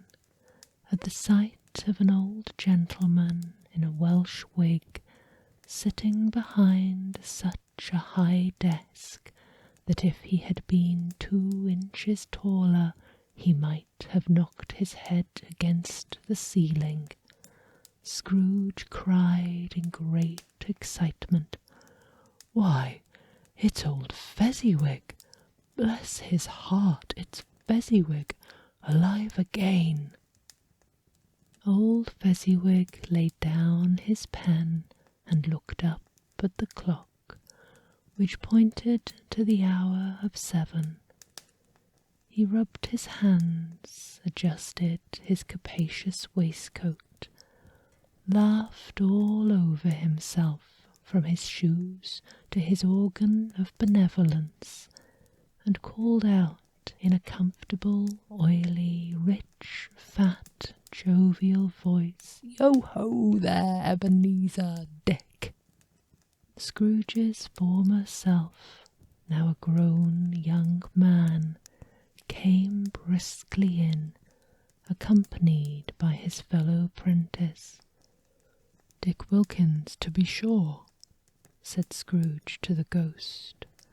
"Bless me, yes, there he is. He was very much attached to me, was Dick. Poor Dick. Dear, dear." "Yo-ho, my boys!" cried Fezziwig. "No more work tonight. Christmas Eve, Dick. Christmas, Ebenezer. Let's have the shutters up," cried old Fezziwig, with a sharp clap of his hands, "before a man can say Jack Robinson." You wouldn't believe how those 2 fellows went at it. They charged into the street with the shutters, 1, 2, 3, had 'em up in their places, 4, 5, 6, barred 'em and pinned 'em, 7, 8, 9, and came back before you could have got to 12, panting like racehorses. "Hilly-ho!" cried old Fezziwig, skipping down from the high desk with wonderful agility. "Clear away, my lads, and let's have lots of room here. Hilly-ho, Dick! Cheer up, Ebenezer!" Clear away. There was nothing they wouldn't have cleared away, or couldn't have cleared away, with old Fezziwig looking on. It was done in a minute. Every movable was packed off as if it were dismissed from public life for evermore. The floor was swept and watered, the lamps were trimmed, fuel was heaped upon the fire, and the warehouse was as snug and warm and dry and bright a ballroom as you would desire to see upon a winter's night. In came a fiddler with a music book and went up to the lofty desk and made an orchestra of it and tuned like 50 stomach aches. In came Mrs. Fezziwig, one vast substantial smile. In came the 3 Miss Fezziwigs, beaming and lovable. In came the 6 young followers, whose hearts they broke. In came all the young men and women employed in the business. In came the housemaid with her cousin the baker. In came the cook with her brother's particular friend the milkman. In came the boy from over the way, who was suspected of not having board enough from his master, trying to hide himself behind the girl from next door but one, who was proved to have had her ears pulled by her mistress. In they all came, one after another, some shyly, some boldly, some gracefully, some awkwardly, some pushing, some pulling. In they all came, anyhow and everyhow. Anyway they all went, 20 couple at once, hands half round and back again the other way, down the middle and up again, round and round in various stages of affectionate grouping. Old top couple always turning up in the wrong place, new top couple starting off again as soon as they got there. All top couples at last, and not a bottom one to help them. When this result was brought about, old Fezziwig, clapping his hands to stop the dance, cried out, "Well done!" And the fiddler plunged his hot face into a pot of porter especially provided for that purpose. But scorning rest upon his reappearance, he instantly began again, though there were no dancers yet, as if the other fiddler had been carried home exhausted on a shutter, and he were a brand new man, resolved to beat himself out of sight or perish. There were more dancers, and there were forfeits, and more dancers, and there was cake, and there was negus, and there was a great piece of cold roast, and there was a great piece of cold boiled, and there were mince pies and plenty of beer. But the great effort of the evening came after the roast and boiled, when the fiddler, an artful dog mind, the sort of man who knew his business better than you or I could have told it him, struck up Sir Roger de Coverley. Then old Fezziwig stood out to dance with Mrs. Fezziwig. Top couple, too, with a good stiff piece of work cut out for them. 3 or 4 and 20 pair of partners, people who were not to be trifled with, people who would dance and had no intention of walking. But if they had been twice as many, 4 times, old Fezziwig would have been a match for them, and so would Mrs. Fezziwig. As to her, she was worthy to be his partner in every sense of the term. If that's not high praise, tell me higher, and I'll use it. A positive light appeared to issue forth from Fezziwig's calves. They shone in every part of the dance like moons, You couldn't have predicted at any given time what would become of them next, and when old Fezziwig and Mrs. Fezziwig had gone all through the dance, advance and retire, both hands to your partner, bow and curtsy, corkscrew, thread the needle, and back again to your place. Fezziwig cut so deftly that he appeared to wink with his legs, and came upon his feet again without a stagger. When the clock struck 11, this domestic ball broke up. Mr. and Mrs. Fezziwig took their stations, one on either side of the door, and shaking hands with every person individually as he or she went out, wished him or her a Merry Christmas. When everybody had retired but the two prentices, they did the same to them, and thus the cheerful voices died away, and the lads were left to their beds, which were under a counter in the back shop. During the whole of this time Scrooge had acted like a man half out of his wits.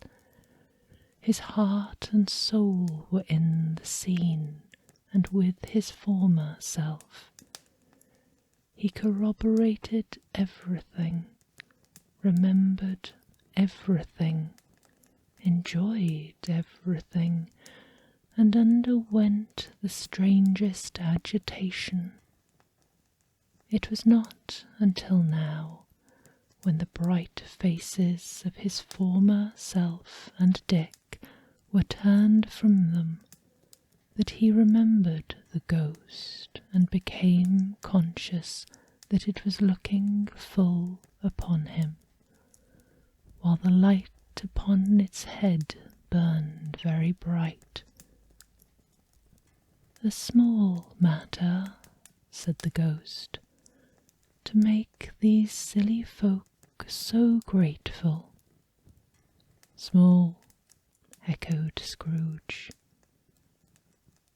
The spirit signed to him to listen to the two apprentices, who were pouring out their hearts in praise of Fezziwig, and when he had done so, said, "Why, is it not?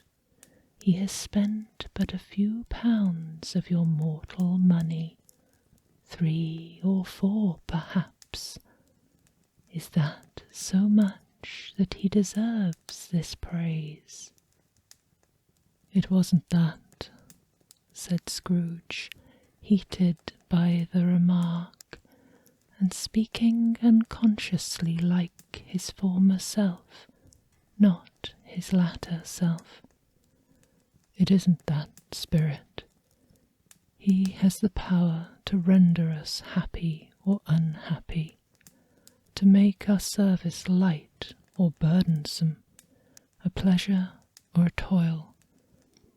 Say that his power lies in words and looks, in things so slight and insignificant that it is impossible to add and count 'em up.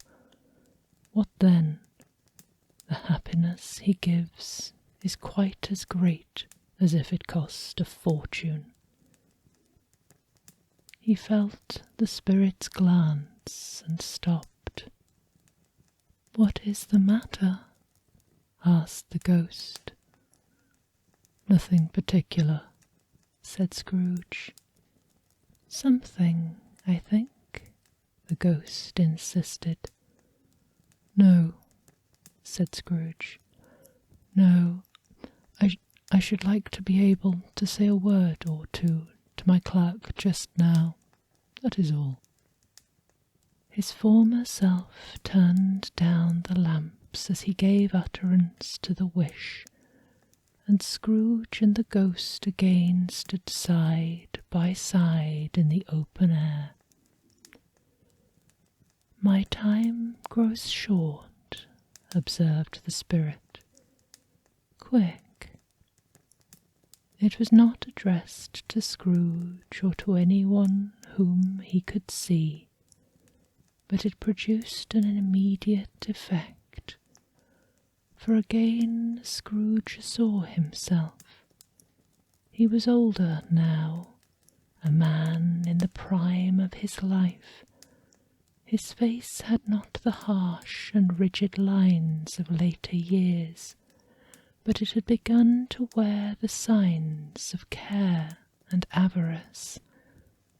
There was an eager, greedy, restless motion in the eye, which showed the passion that had taken root, and where the shadow of the growing tree would fall.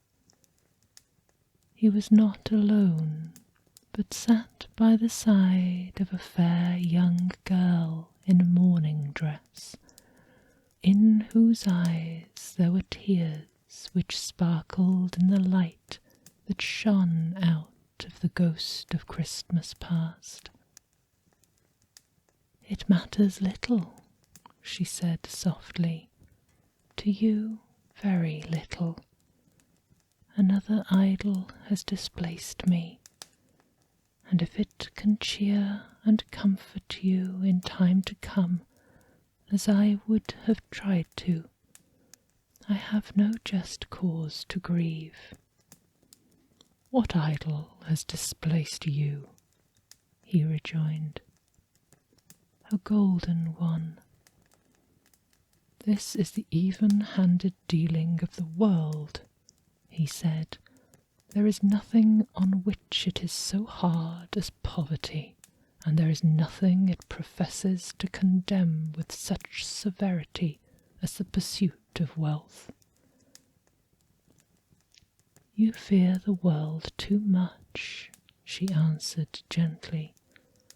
"All your hopes have merged into the hope of being beyond the chance of its sordid reproach. I have seen your nobler aspirations fall off, one by one, until the master passion again engrosses you. Have I not?" "What then?" he retorted. "Even if I have grown so much wiser, what then? I am not changed towards you." She shook her head. "Am I?" "Our contract is an old one. It was made when we were both poor and content to be so, until, in good season, you could improve our worldly fortune by our patient industry. You are changed. When it was made, you were another man." "I was a boy," he said impatiently. "Your own feeling tells you that you are not what you are," she returned. "I am. That which promised happiness when we were in one heart is fraught with misery now that we are two. How often and how keenly I have thought of this I will not say. It is enough that I have thought it, and can release you." "Have I ever sought release?" "In words, no, never." "In what, then?"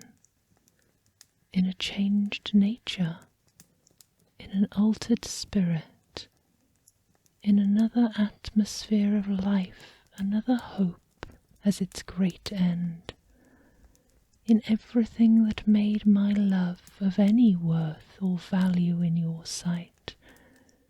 If this had never been between us," said the girl, looking mildly but with steadiness upon him, "tell me, would you seek me out now and try to win me? Ah, no. She seemed to yield to the justice of his supposition in spite of himself.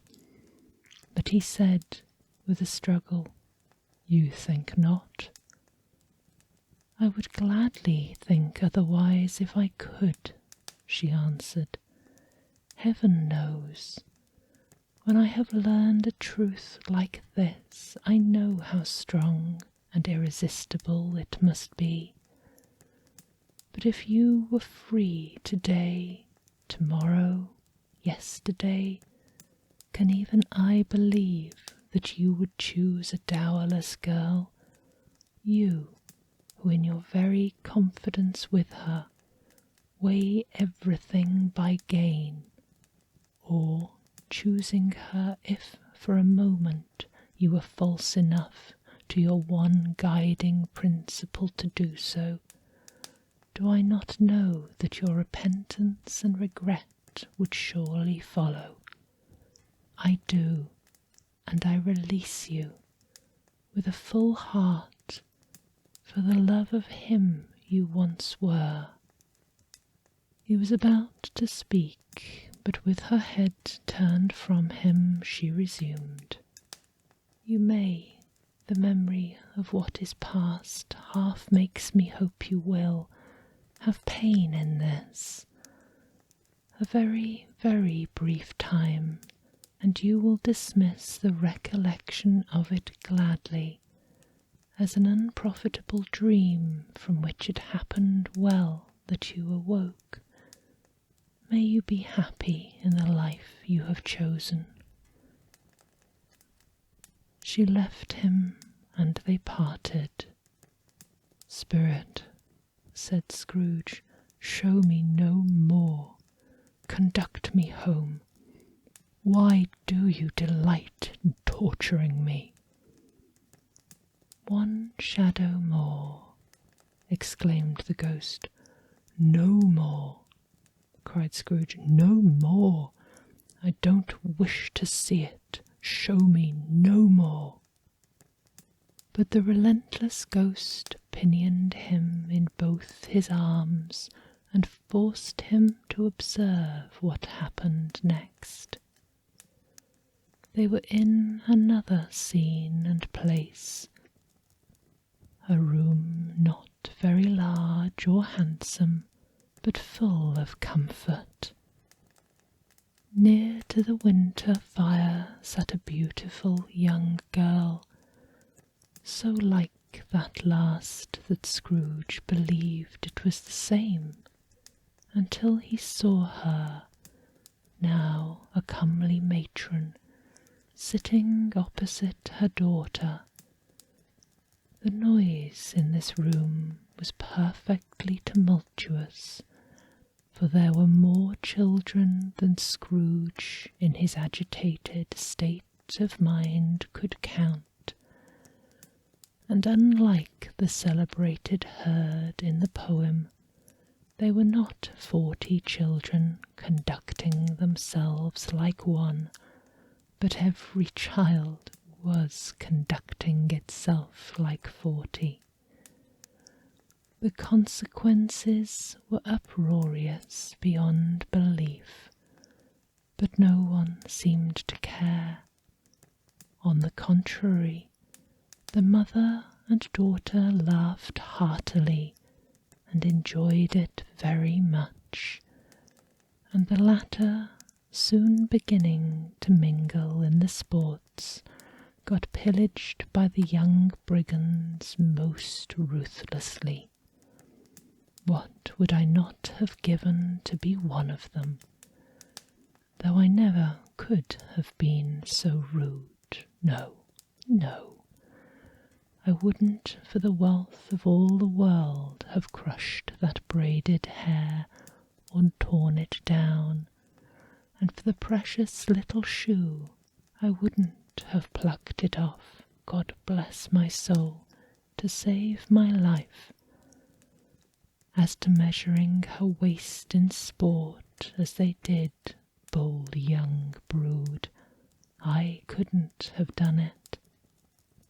I should have expected my arm to have grown round it for a punishment, and never come straight again.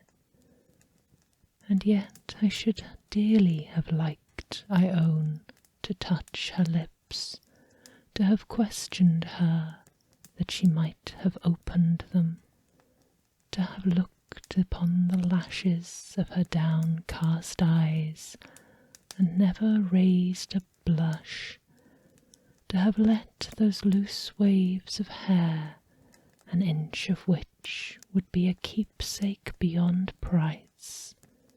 In short, I should have liked, I do confess, to have had the lightest licence of a child, and yet to have been man enough to know its value.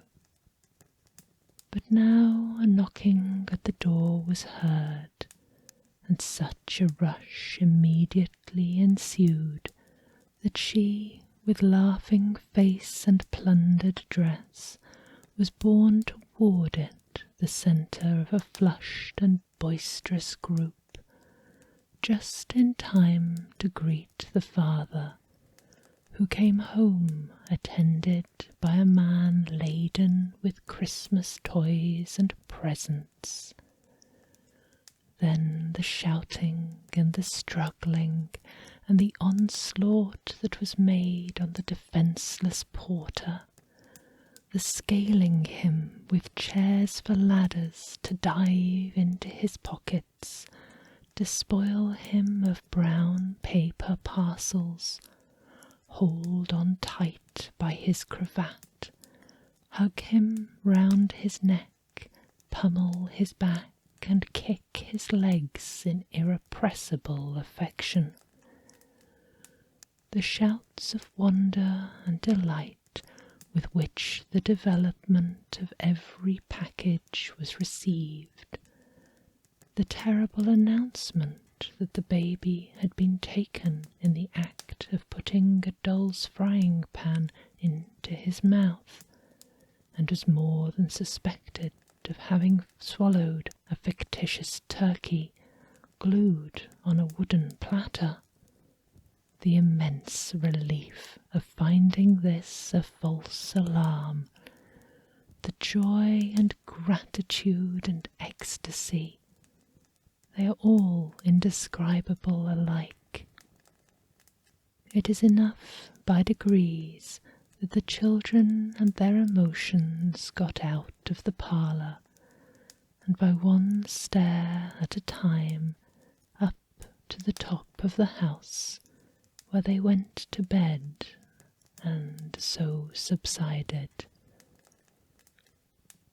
And now Scrooge looked on more attentively than ever, when the master of the house, having his daughter leaning fondly on him, sat down with her and her mother at his own fireside, and when he thought that such another creature, quite as graceful and full of promise, might have called him father, and been a springtime in the haggard winter of his life, his sight grew very dim indeed. "Belle," said the husband, turning to his wife with a smile, "I saw an old friend of yours this afternoon." "Who was it?" "Guess." "How can I? Tut, I don't know," she added, in the same breath, laughing as he laughed. "Mr. Scrooge." Mr. Scrooge it was. I passed his office window, and as it was not shut up, and he had a candle inside, I could scarcely help seeing him. His partner lies upon the point of death, I hear, and there he sat alone, quite alone in the world, I do believe. "Spirit," said Scrooge in a broken voice, "remove me from this place." "I told you These were the shadows of the things that have been, said the ghost, that they are what they are. Do not blame me. Remove me, Scrooge exclaimed. I cannot bear it.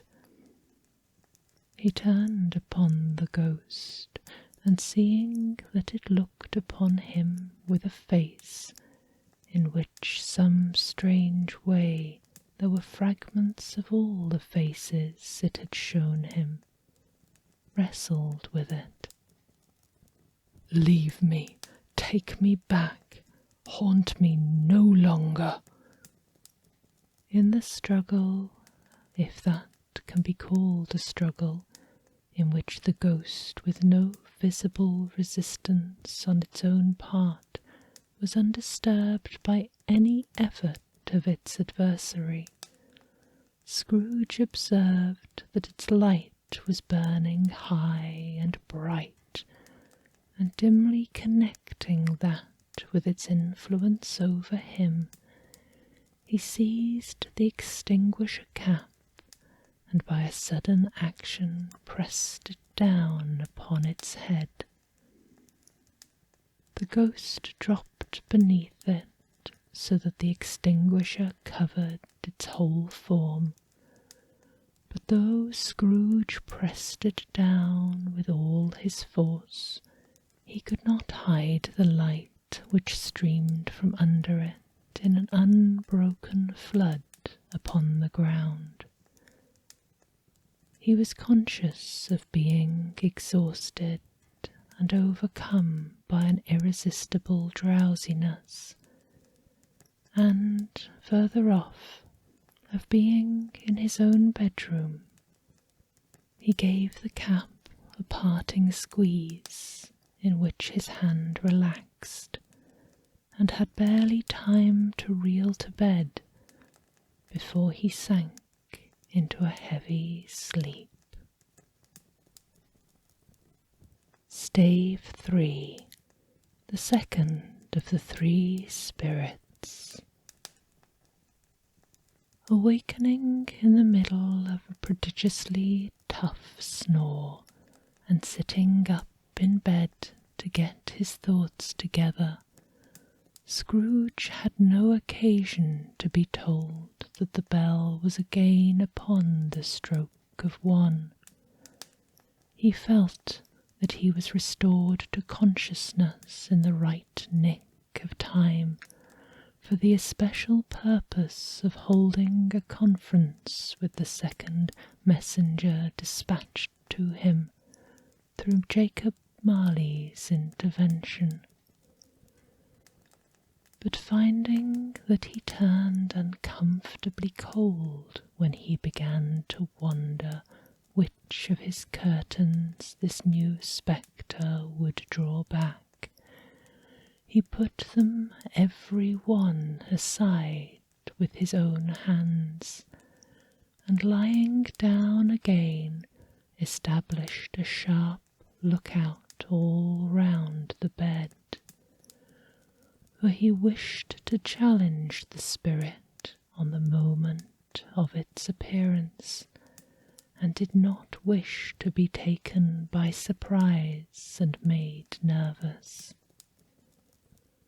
Gentlemen of the free and easy sort, who plume themselves on being acquainted with a move or two, and being usually equal to the time of day, express the wide range of their capacity for adventure by observing that they are good for anything from pitch and toss to manslaughter, between which opposite extremes, no doubt, there lies a tolerably wide and comprehensive range of subjects.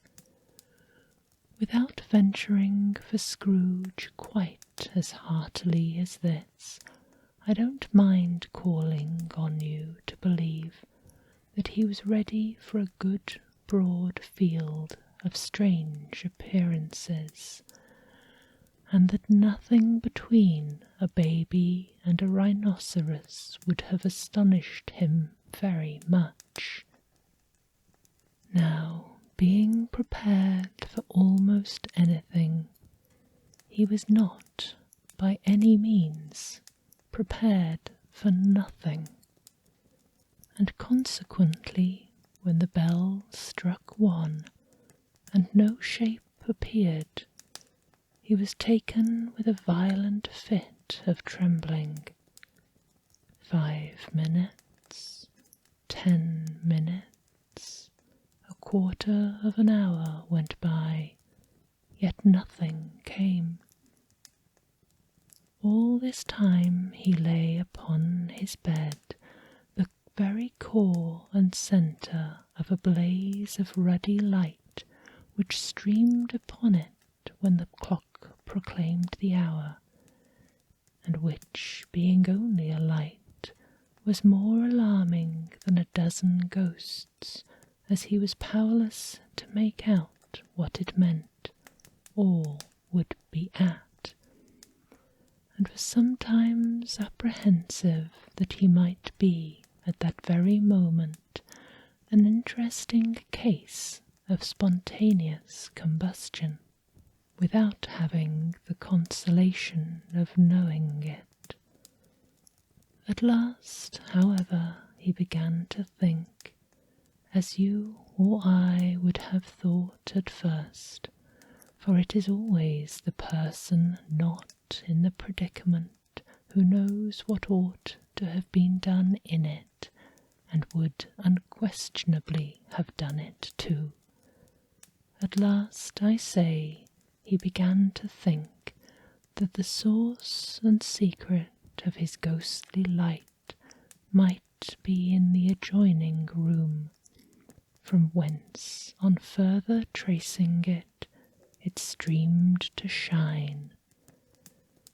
This idea taking full possession of his mind, he got up softly and shuffled in his slippers to the door. The moment Scrooge's hand was on the lock, a strange voice called him by name and bade him enter. He obeyed. It was his own room, there was no doubt about that, but it had undergone a surprising transformation. The walls and ceilings were so hung with living green that it looked like a perfect grove, from every part of which bright gleaming berries glistened.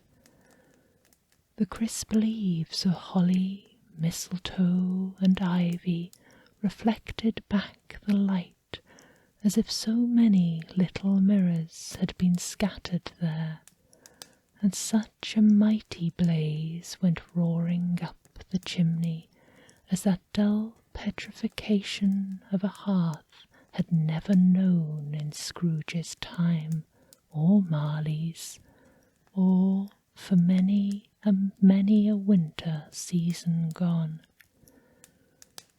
Heaped upon the floor to form a kind of throne were turkeys, geese, game, poultry, brawn, great joints of meat, suckling pigs, long wreaths of sausages, mince pies, plum puddings, barrels of oysters, red-hot chestnuts, cherry-cheeked apples, juicy oranges, luscious pears, immense 12th cakes, and seething bowls of punch that made the chamber dim with their delicious steam.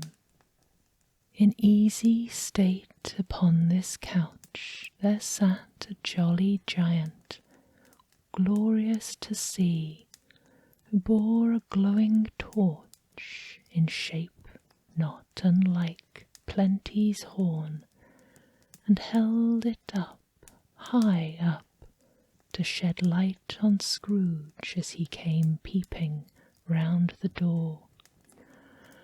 "Come in!" exclaimed the ghost. "Come in and know me better, man." Scrooge entered timidly and hung his head before the spirit.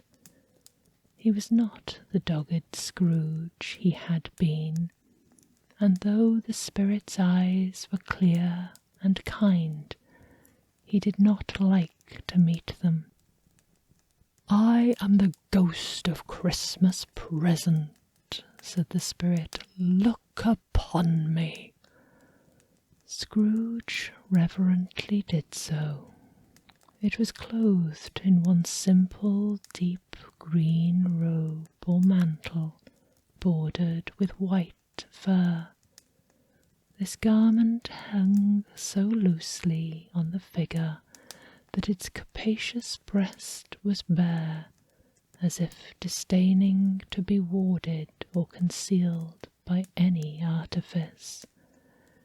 Its feet, observable beneath the ample folds of the garment, were also bare, and on its head wore no other covering than a holly wreath, set here and there with shining icicles. Its dark brown curls were long and free as its genial face. Its sparkling eyes, its open hand, its cheery face, its unconstrained demeanour, and its joyful air. Girded round its middle was an antique scabbard, but no sword was in it, and the ancient sheath was eaten up by rust. "You have never seen the like of me before," exclaimed the spirit. "Never," Scrooge made answer to it. "Have you never walked forth with the younger members of my family? Meaning, for I am very young, my elder brothers born in these later years," pursued the phantom. "I don't think I have," said Scrooge. "I am afraid I have not. Have you many brothers, spirit?" "More than 1800, said the ghost. "A tremendous family to provide for," muttered Scrooge. The ghost of Christmas present rose. "Spirit," said Scrooge submissively, "conduct me where you will. I went forth last night on compulsion, and I learned a lesson which is working now. Tonight, if you have aught to teach me, let me profit by it. Touch my robe." Scrooge did as he was told, and held it fast. Holly, mistletoe, red berries, ivy, turkeys, geese, game, poultry, brawn, meat, pigs, sausages, oysters, pies, puddings, fruit, and punch, all vanished instantly. So did the room, the fire, the ruddy glow, the hour of night, and they stood in the city streets on Christmas morning, where, for the weather was severe, people made a rough but brisk and not unpleasant kind of music, in scraping the snow from the pavement in front of their dwellings, and from the tops of their houses, whence it was mad delight to the boys to see it come plumping down into the road below, and splitting into artificial little snowstorms. The house fronts looked black enough, and the windows blacker, contrasting with the smooth white sheet of snow upon the roofs, and with the dirtier snow on the ground, which last deposit had been ploughed up in deep furrows by the heavy wheels of carts and wagons, furrows that crossed and recrossed each other hundreds of times, where the great streets branched off and made intricate channels hard to trace in the thick yellow mud and icy water. The sky was gloomy, and the shortest streets were choked up with a dingy mist, half thawed, half frozen, whose heavier particles descended in a shower of sooty atoms, as if all the chimneys in Great Britain had, by one consent, caught fire, and were blazing away to their dear heart's content. There was nothing very cheerful in the climate or the town, and yet was there an air of cheerfulness abroad that the clearest summer air and brightest summer sun might have endeavoured to diffuse in vain. For the people who were shovelling away on the housetops were jovial and full of glee, calling out to one another from the parapets, and now and then exchanging a facetious snowball, better-natured missile far than many a wordy jest, laughing heartily if it went right, and not less heartily if it went wrong. The poulterers' shops were still half open, and the fruiterers were radiant in their glory. There were great round pot-bellied baskets of chestnuts, shaped like the waistcoats of jolly old gentlemen, lolling at the doors and tumbling out into their street in their apoplectic opulence. There were ruddy, brown-faced, broad-girthed Spanish onions, shining in the fatness of their growth like Spanish friars, and winking from their shelves in wanton slyness at the girls as they went by, and glanced demurely at the hung-up mistletoe. There were pears and apples clustered high in blooming pyramids. There were bunches of grapes made in the shopkeeper's benevolence to dangle from the conspicuous hooks that people's mouths might water gratis as they passed.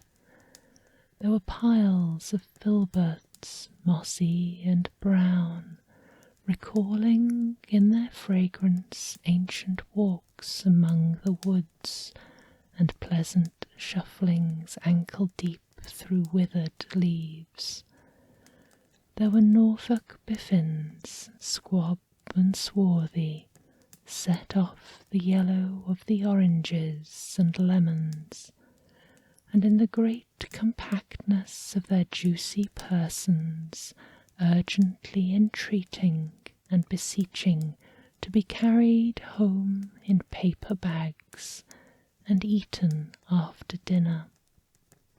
The very gold and silver fish set forth among these choice fruits in a bowl, though members of a dull and stagnant-blooded race, appeared to know that there was something going on, and to a fish went gasping round and round their little world in slow and passionless excitement. The grocers, oh, the grocers, nearly closed, with perhaps 2 shutters down or 1, but through these gaps perhaps such glimpses. It was not alone that the scales descending on the counter made a merry sound, or that the twine and roller parted company so briskly, or that the canisters were rattled up and down like juggling tricks, or even that the blended scents of tea and coffee were so grateful to the nose, or even that the raisins were so plentiful and rare, the almonds so extremely white, the sticks of cinnamon so long and straight, the other spices so delicious, the candied fruits so caked and spotted with molten sugar as to make the coldest lookers-on feel faint and subsequently bilious. Nor was it that the figs were moist and pulpy, or that the French plums blushed in modest tartness from their highly decorated boxes, or that everything was good to eat and in its Christmas dress. But the customers were all so hurried and so eager in the hopeful promise of the day that they tumbled up against each other at the door, crashing their wicker baskets wildly, and left their purchases upon the counter, and came running back to fetch them, and committed hundreds of like mistakes in the best humour possible, while the grocer and his people were so frank and fresh that the polished hearts with which they fastened their aprons behind might have been their own, worn outside for general inspection, and for Christmas doors to peck at if they chose.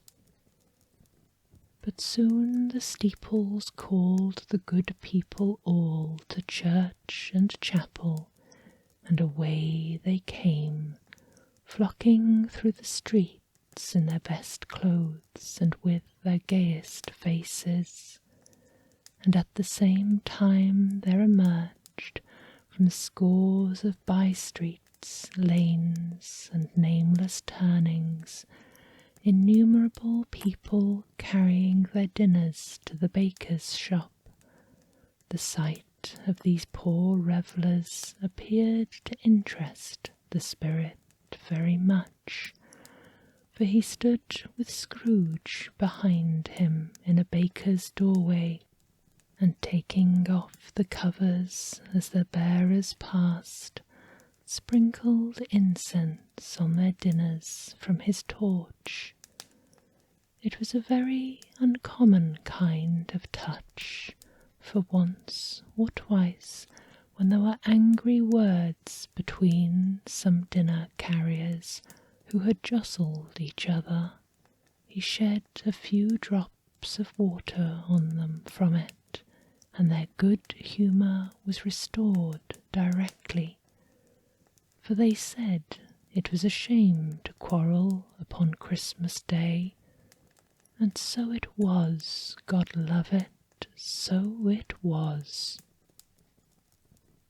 In time the bells ceased, and the bakers were shut up, and yet there was a genial shadowing forth of all these dinners, and the progress of their cooking, in the thawed blotch of wet above each baker's oven, where the pavement smoked as if its stones were cooking too. "Is there a particular flavour in what you sprinkle from your torch?" asked Scrooge. "There is. My own." "Would it apply to any kind of dinner on this day?" asked Scrooge. "To any kindly given, to a poor one most." "Why to a poor one most?" asked Scrooge. Because it needs it most. Spirit, said Scrooge after a moment's thought, I wonder you, of all the beings in the many worlds about us, should desire to cramp these people's opportunity of innocent enjoyment. I? Cried the Spirit. You would deprive them of their means of dining every 7th day, often the only day on which they can be said to dine at all, said Scrooge. Wouldn't you? I? Cried the Spirit.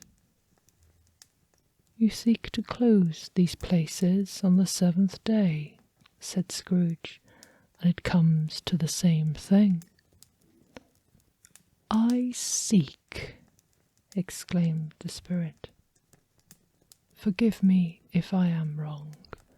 It has been done in your name, or at least in that of your family, said Scrooge. There are some upon this earth of yours, returned the Spirit, who lay claim to know us, and who do their deeds of passion, pride, ill will, hatred, envy, bigotry, and selfishness in our name, who are as strange to us and all our kith and kin as if they had never lived. Remember that, and change their doings on themselves, not us. Scrooge promised that he would, and they went on, invisible as they had been before, into the suburbs of the town. It was a remarkable quality of the ghost which Scrooge had observed at the baker's, that notwithstanding his gigantic size, he could accommodate himself to any place with ease, and that he stood beneath a low roof quite as gracefully and like a supernatural creature as it was possible he could have done in any lofty hall. And perhaps it was the pleasure the good Spirit had in showing off this power of his, or else it was his own kind, generous, hearty nature, and his sympathy with all poor men, that led him straight to Scrooge's clerks. For there he went, and took Scrooge with him, holding to his robe, and on the threshold of the door the Spirit smiled, and stopped to bless Bob Cratchit's dwelling with the sprinklings of his torch. Think of that! Bob had but 15 bob a week himself. He pocketed on Saturdays but 15 copies of his Christian name, and yet the ghost of Christmas present blessed his 4-roomed house. Then up rose Mrs. Cratchit, Cratchit's wife, dressed out but poorly in a twice-turned gown, but brave in ribbons which are cheap, and make a goodly show for 6pence. And she laid the cloth, assisted by Belinda Cratchit, second of her daughters, also brave in ribbons, while Master Peter Cratchit plunged a fork into a saucepan of potatoes, and getting the corners of his monstrous shirt-collar, Bob's private property, conferred upon his son and heir in honour of the day, into his mouth, rejoiced to find himself so gallantly attired, and yearned to show his linen in the fashionable parks. And now to two smaller Cratchits, boy and girl, came tearing in, screaming that outside the baker's they had smelt the goose and known it for their own, and basking in luxurious thoughts of sage and onion, these young Cratchits danced about the table and exalted Master Peter Cratchit to the skies, while he, not proud, although his collars nearly choked him, blew the fire until the slow potatoes, bubbling up, knocked loudly at the saucepan lid to be let out and peeled. "Whatever has got your precious father, then?" said Mrs. Cratchit, "and your brother, Tiny Tim? And Martha warn't as late last Christmas by half an hour." "Here's Martha, mother," said a girl, appearing as she spoke. "Here's Martha, mother," cried the two young Cratchits. "Hurrah! There's such a goose, Martha." "Why, bless your heart alive, my dear, how late you are," said Mrs. Cratchit, kissing her a dozen times and taking off her shawl and bonnet for her with officious zeal. "We're a deal of work to finish up last night," replied the girl, "and had to clear away this morning, mother." "Well, never mind, as long as you're come," said Mrs. Cratchit. "Sit ye down before the fire, my dear, and have a warm, Lord bless you." "No, no, there's father coming," cried the two young Cratchits, who were everywhere at once. "Hide, Martha, hide." So Martha hid herself, and in came little Bob, the father, with at least 3 foot of comforter exclusive of the fringe hanging down before him, and his threadbare clothes darned up and brushed to look seasonable, and Tiny Tim upon his shoulder. Alas for Tiny Tim, he bore a little crutch, and had his limbs supported by an iron frame. "Why, where's our Martha?" cried Bob Cratchit, looking round. "Not coming," said Mrs. Cratchit. "Not coming?" said Bob, with a sudden declension in his high spirits, for he had been Tim's blood horse all the way from church, and had come home rampant. "Not coming on Christmas Day?" Martha didn't like to see him disappointed, if it were only a joke, so she came out prematurely from behind the closet door and ran into his arms, while the two young Cratchits hustled Tiny Tim and bore him off into the wash-house that he might hear the pudding singing in the copper. "And how did little Tim behave?"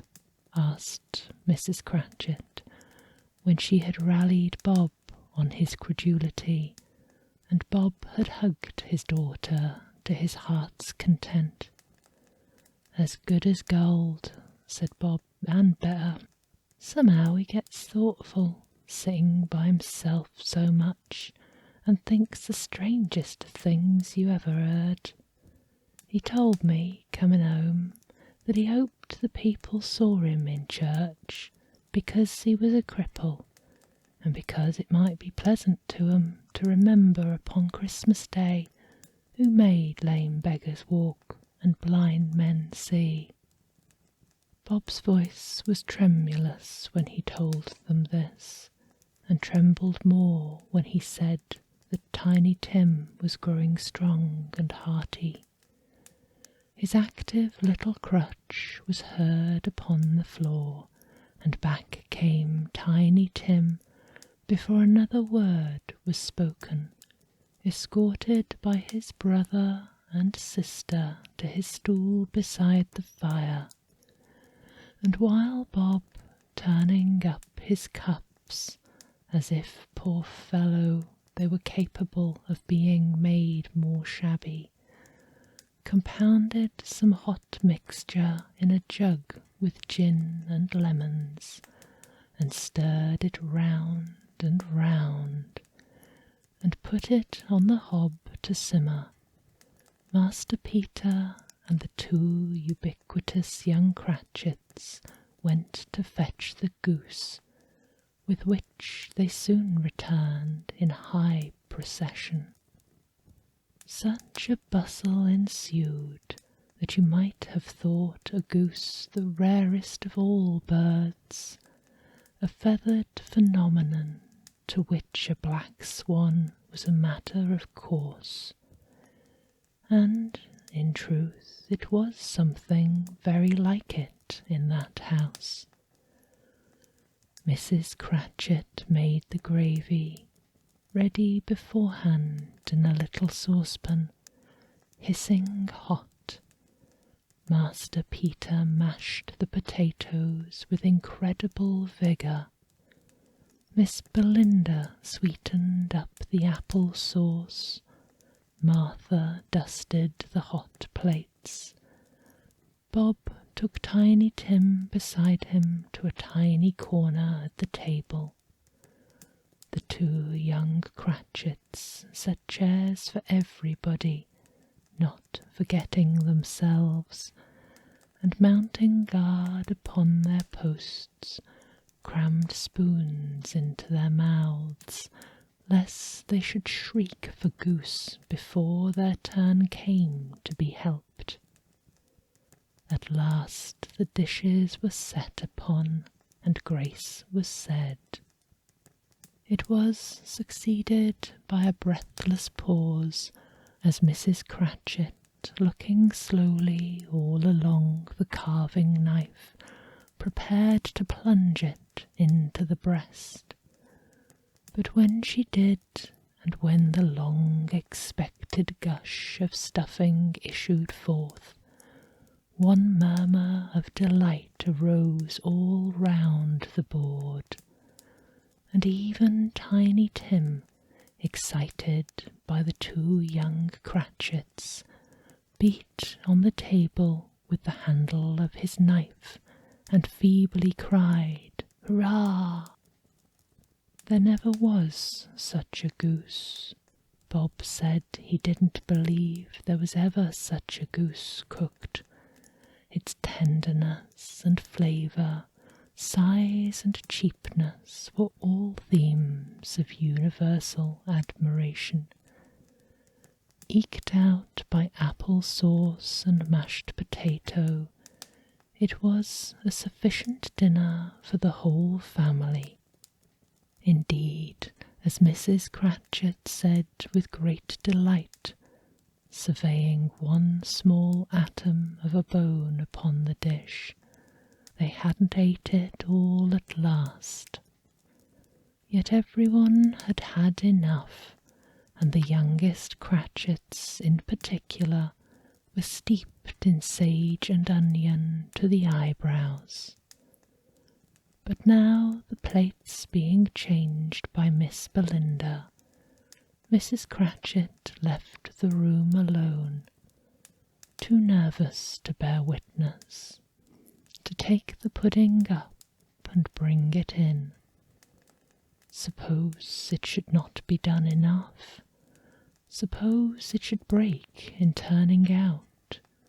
Suppose somebody should have got over the wall of the backyard and stolen it while they were merry with the goose? A supposition at which the two young Cratchits became livid. All sorts of horrors were supposed.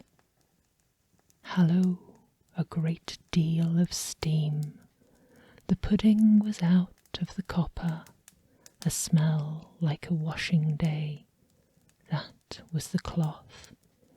A smell like an eating house and a pastry cook's next door to each other, with a laundress next door to that. That was the pudding. In half a minute Mrs. Cratchit entered, flushed but smiling proudly, with the pudding like a speckled cannon-ball, so hard and firm, blazing in a quartern of ignited brandy, and bedight with Christmas holly stuck into the top. Oh, what a wonderful pudding! Bob Cratchit said, and calmly too, that he regarded it as the greatest success achieved by Mrs. Cratchit since their marriage. Mrs. Cratchit said that now the weight was off her mind, she could confess she had her doubts about the quality of the flour. Everybody had something to say about it, but nobody said or thought it was at all a small pudding for such a large family. It would have been flat heresy to do so. Any Cratchit would have blushed to hint at such a thing. At last the dinner was all done. The cloth was cleared, the hearth swept, and the fire made up.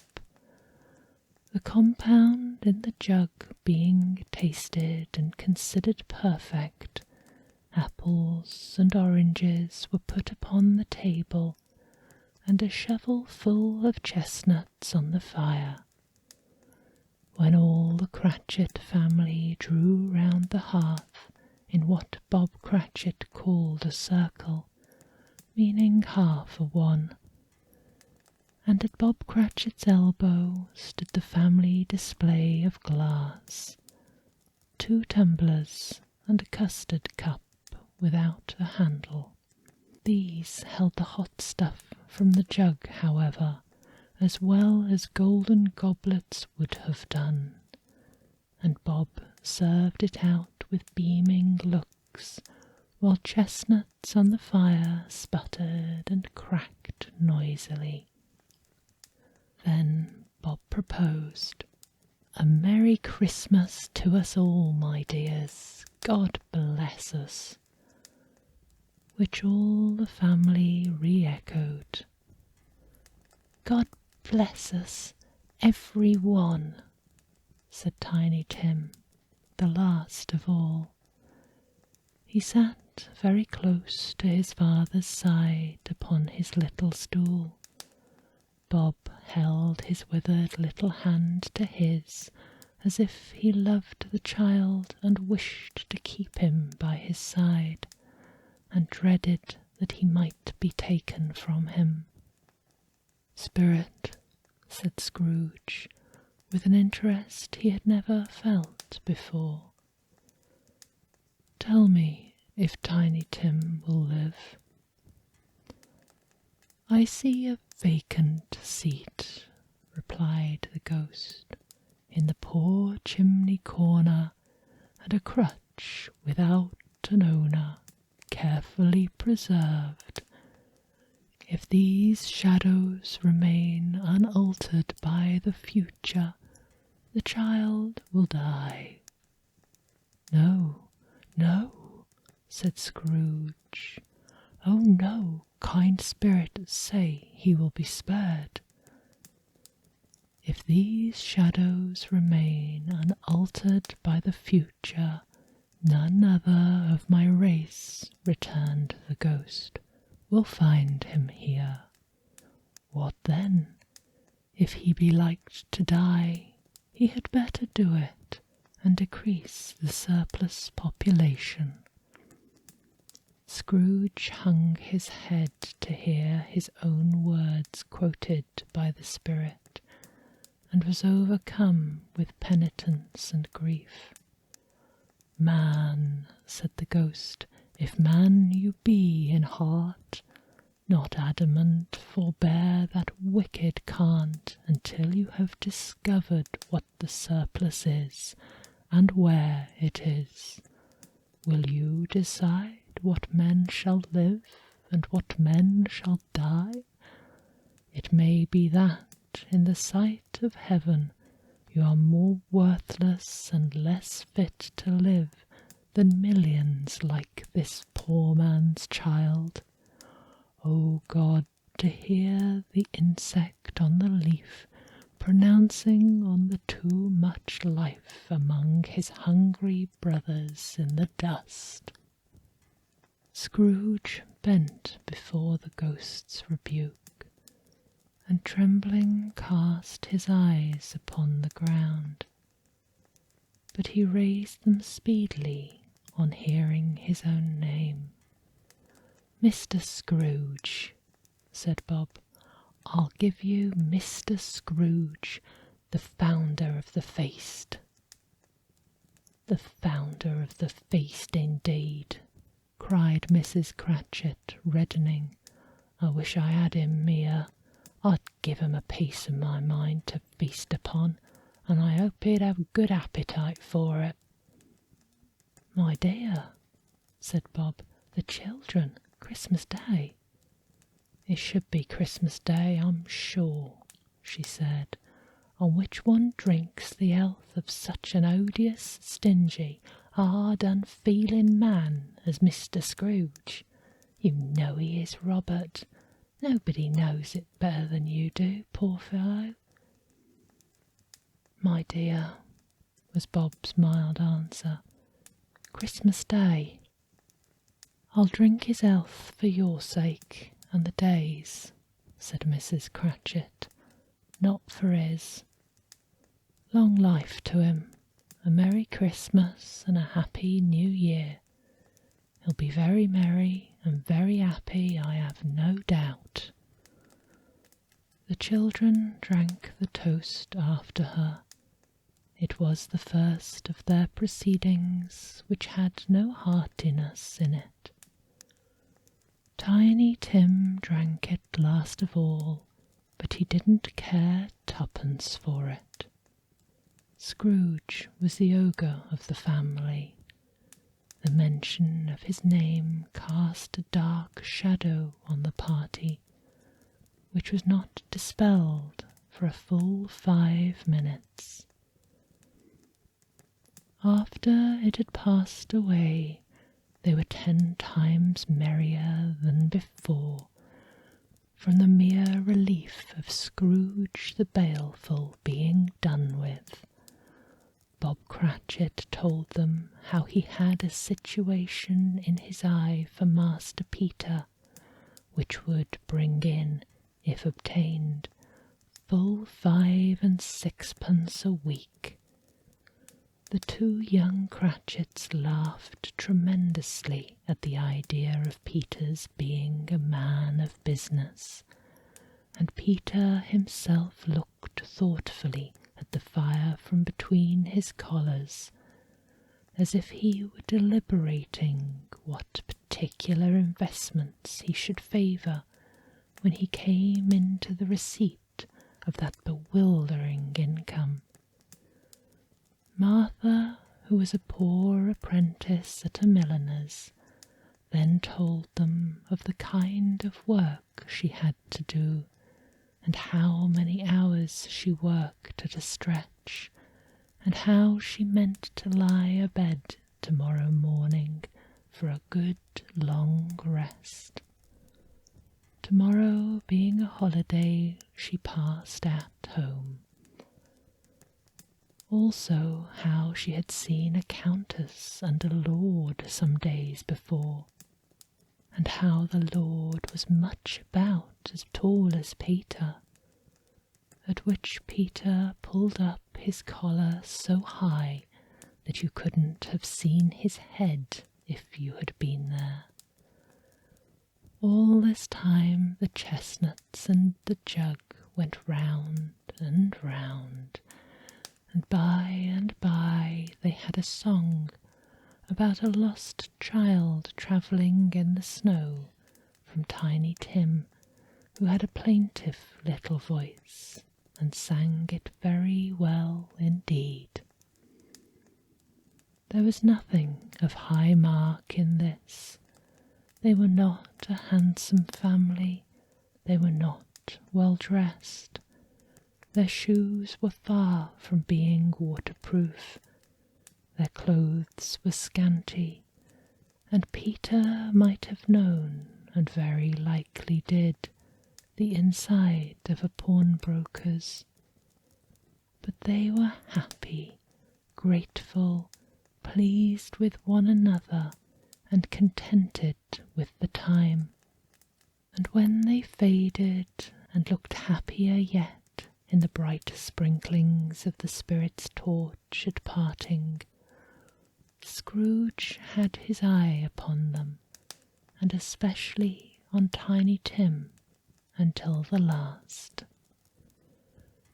By this time it was getting dark, and snowing pretty heavily, and as Scrooge and the spirit went along the streets, the brightness of the roaring fires in kitchens, parlours, and all sorts of rooms was wonderful.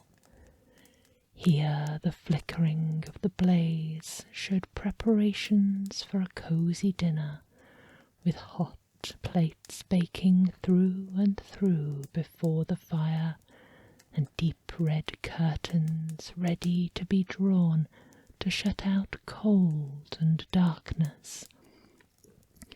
There all the children of the house were running out into the snow to meet their married sisters, brothers, cousins, uncles, aunts, and be the first to greet them. Here again were shadows on the window blinds of guests assembling, and there a group of handsome girls, all hooded and fur-booted, and all chattering at once, tripped lightly off to some near neighbour's house, where woe upon the single man who saw them enter. Artful witches well they knew, in a glow. But if you had judged from the number of people on their way to friendly gatherings, you might have thought that no one was at home to give them welcome when they got there. Instead of every house expecting company, and piling up its fires half chimney high. Blessings on it, how the ghost exulted, how it bared its breadth of breast, and opened its capacious palm, and floated on, outpouring with a generous hand its bright and harmless mirth on everything within its reach.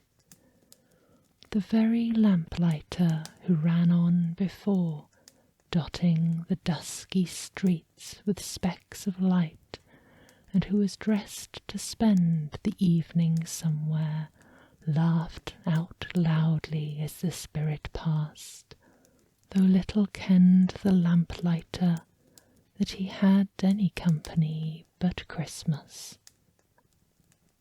And now, without a word of warning from the ghost, they stood upon a bleak and desert moor, where monstrous masses of rude stone were cast about, as though it were the burial place of giants, and water spread itself wheresoever it listed, or would have done but for the frost that held it prisoner, and nothing grew but moss and furze and coarse rank grass.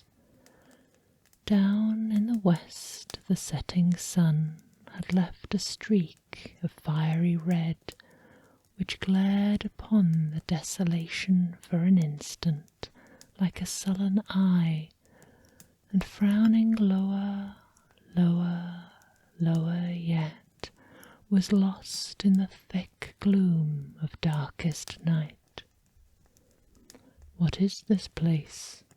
asked Scrooge. "A place where miners live, who labour in the bowels of the earth," returned the spirit. "But they know me. See." A light shone from the window of a hut, and swiftly they advanced towards it.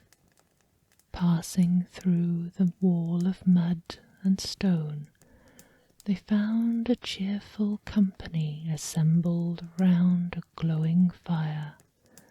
An old man and woman with their children and their children's children, and another generation beyond that, all decked gaily in their holiday attire.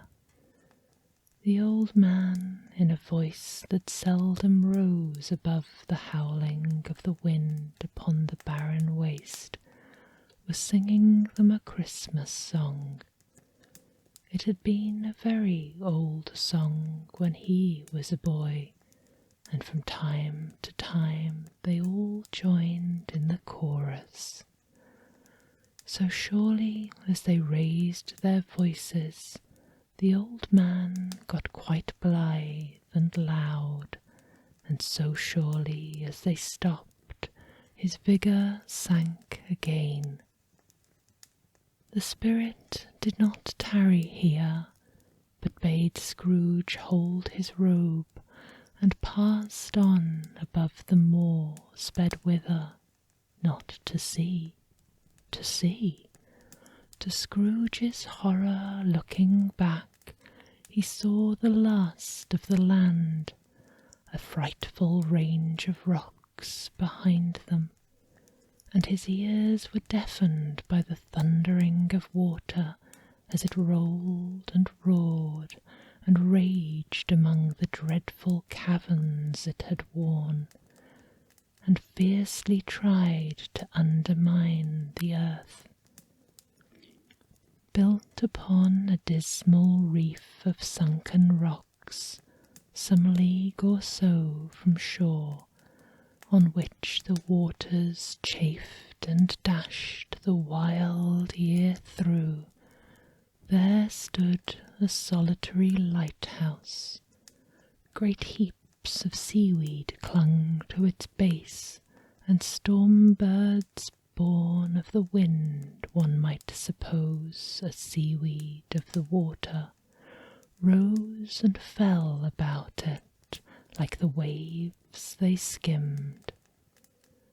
But even here 2 men watched the light, and made a fire that through the loophole in the thick stone wall shed out a ray of brightness on the awful sea.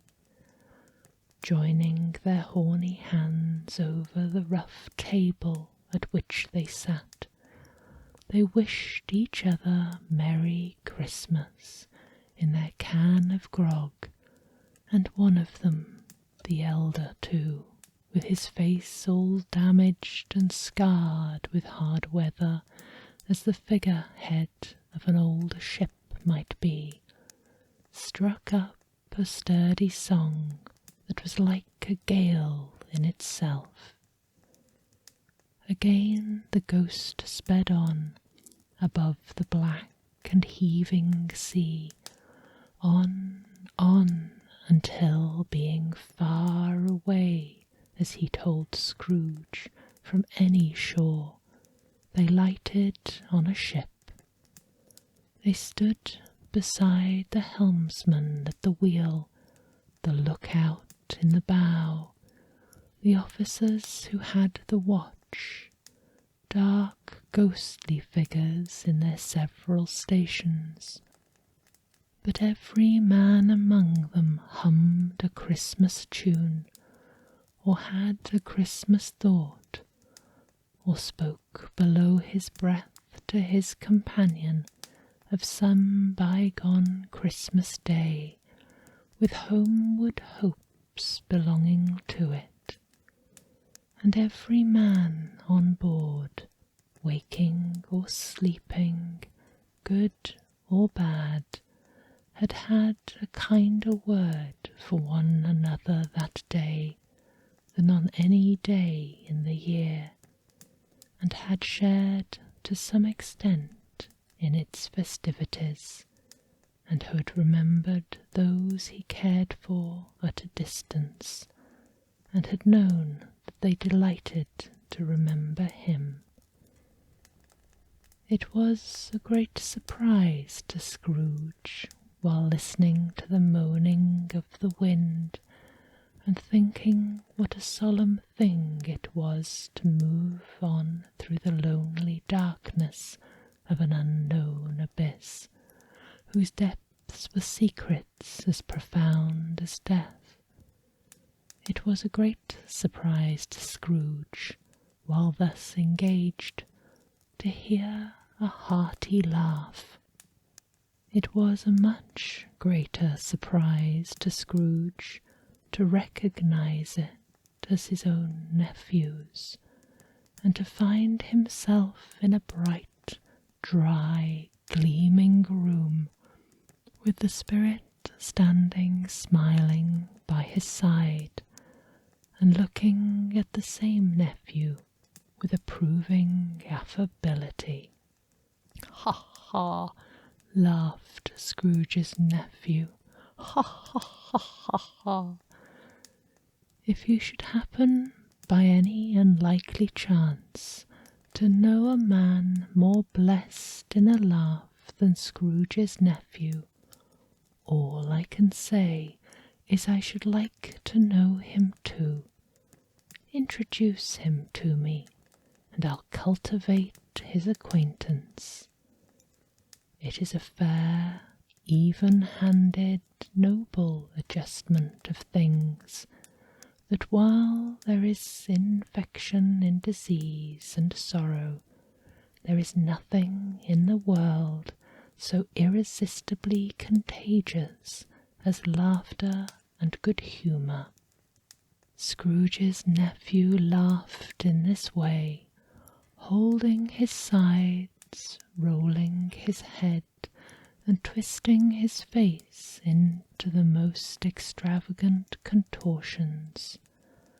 Scrooge's niece, by marriage, laughed as heartily as he did.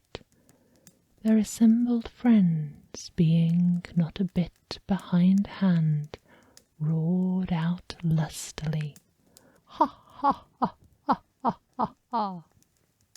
"He said that Christmas was a humbug, as I live!" cried Scrooge's nephew. "He believed it too." "More shame for him, Fred," said Scrooge's niece indignantly. "Bless those women! They never do anything by halves. They are always in earnest." She was very pretty, exceedingly pretty, with a dimpled, surprised-looking capital face, a ripe little mouth that seemed made to be kissed, as no doubt it was, all kinds of good little dots about her chin that melted into one another when she laughed, and the sunniest pair of eyes you ever saw in any little creature's head, although she was what you would have called provoking, you know, but satisfactory too. Oh, perfectly satisfactory. "He's a comical old fellow," said Scrooge's nephew. "That's the truth, and not so pleasant as he might be. However, his offences carry their own punishment, and I have nothing to say against him." "I'm sure he is very rich, Fred," hinted Scrooge's niece. "At least you always tell me so." "What of that, my dear?" said Scrooge's nephew. "His wealth is of no use to him. He don't do any good with it. He don't make himself comfortable with it. He hasn't the satisfaction of thinking, that he is ever going to benefit us with it. I have no patience with him, observed Scrooge's niece. Scrooge's niece's sisters and all the other ladies expressed the same opinion. "Oh, I have," said Scrooge's nephew. "I am sorry for him. I couldn't be angry with him if I tried. Who suffers by his ill whims? Himself, always. Here he takes it into his head to dislike us, and he won't come and dine with us. What's the consequence? He don't lose much of a dinner." "Indeed, I think he loses a very good dinner," interrupted Scrooge's niece. Everybody else said the same, and they must be allowed to have been competent judges, because they had just had dinner, and with the dessert upon the table were clustered round the fire by lamplight. "Well, I am very glad to hear it," said Scrooge's nephew, "because I haven't any great faith in these young housekeepers. What do you say, Topper?" Topper had clearly got his eye upon one of Scrooge's nieces, for he answered that a bachelor was a wretched outcast who had no right to express an opinion on the subject. Whereat Scrooge's niece, the plump one with the lace tucker, not the one with the roses, blushed. "Do go on, Fred," said Scrooge's niece, clapping her hands. "He never finishes what he begins to say. He is such a ridiculous fellow." Scrooge's nephew revelled in another laugh, and as it was impossible to keep the infection off, though the plump sister tried hard to do it with an aromatic vinegar, his example was unanimously followed. "I was only going to say," said Scrooge's nephew, "that the consequence of his taking a dislike to us and not making merry with us is, as I think, that he loses some pleasant moments, which could do him no harm. I am sure he loses pleasanter companions than he can find in his own thoughts, either in his mouldy old office or his dusty chambers. I mean to give him the same chance every year, whether he likes it or not, for I pity him. He may rail at Christmas till he dies, but he can't help thinking better of it. I defy him, if he finds me going there in good temper year after year and saying, 'Uncle Scrooge, how are you?' If it only put him in the vein to leave his poor clerk £50, that's something, and I think I shook him yesterday." It was their turn to laugh now at the notion of his shaking Scrooge, but being thoroughly good-natured and not much caring what they laughed at, so that they laughed at any rate, he encouraged them in their merriment and passed the bottle joyously. After tea they had some music, for they were a musical family, and knew what they were about when they sung a glee or a catch, I can assure you, especially Topper, who could growl away in the bass like a good one, and never swell the large veins in his forehead, or get red in the face over it. Scrooge's niece played well upon the harp, and played, among other tunes, a simple little air, a mere nothing, you might learn to whistle it in 2 minutes, which had been familiar to the child who fetched Scrooge from the boarding school, as he had been reminded by the ghost of Christmas past. When this strain of music sounded, all the things that the ghost had shown him came back upon his mind. He softened more and more, and thought that if he could have listened to it often, years ago, he might have cultivated the tenderness of life for his own happiness with his own hands, without resorting to the sexton's spade that buried Jacob Marley. But they didn't devote the whole evening to music. After a while they played forfeits, for it is good to be children sometimes, and never better than at Christmas, when its mighty founder was a child himself. Stop!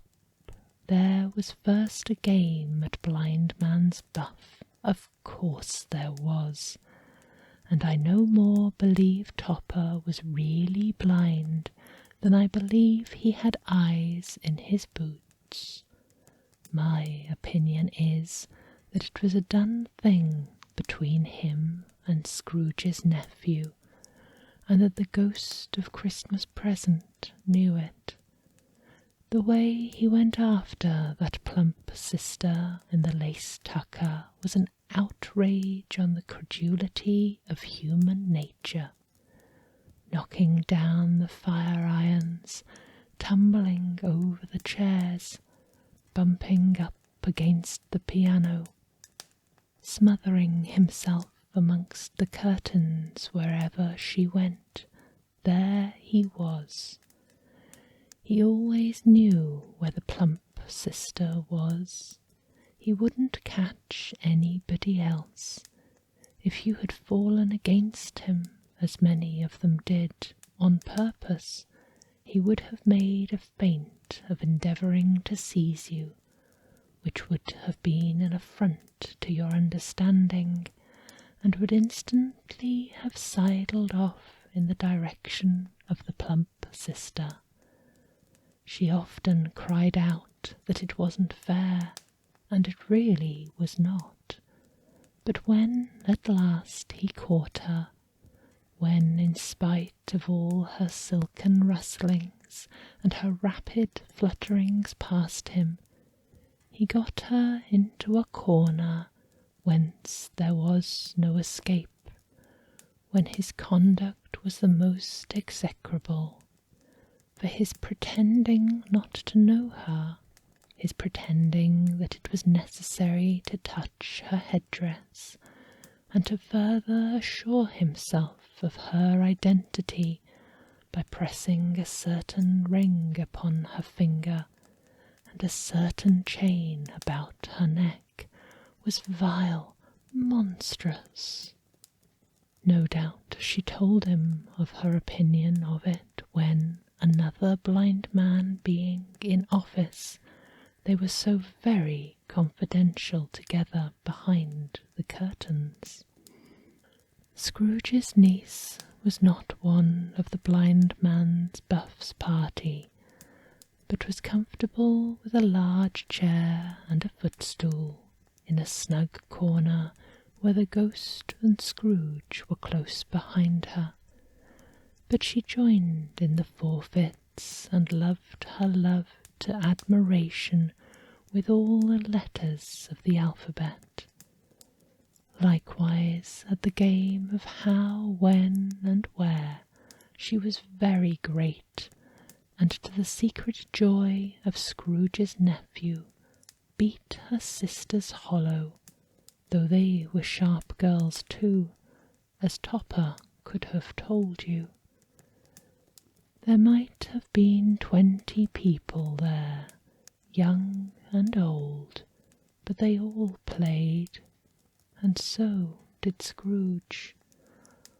For wholly forgetting in the interest he had in what was going on, that his voice made no sound in their ears, he sometimes came out with his guess quite loud, and often guessed right too, for the sharpest needle, best Whitechapel, warranted not to cut in the eye, was not sharper than Scrooge, blunt as he took it in his head to be.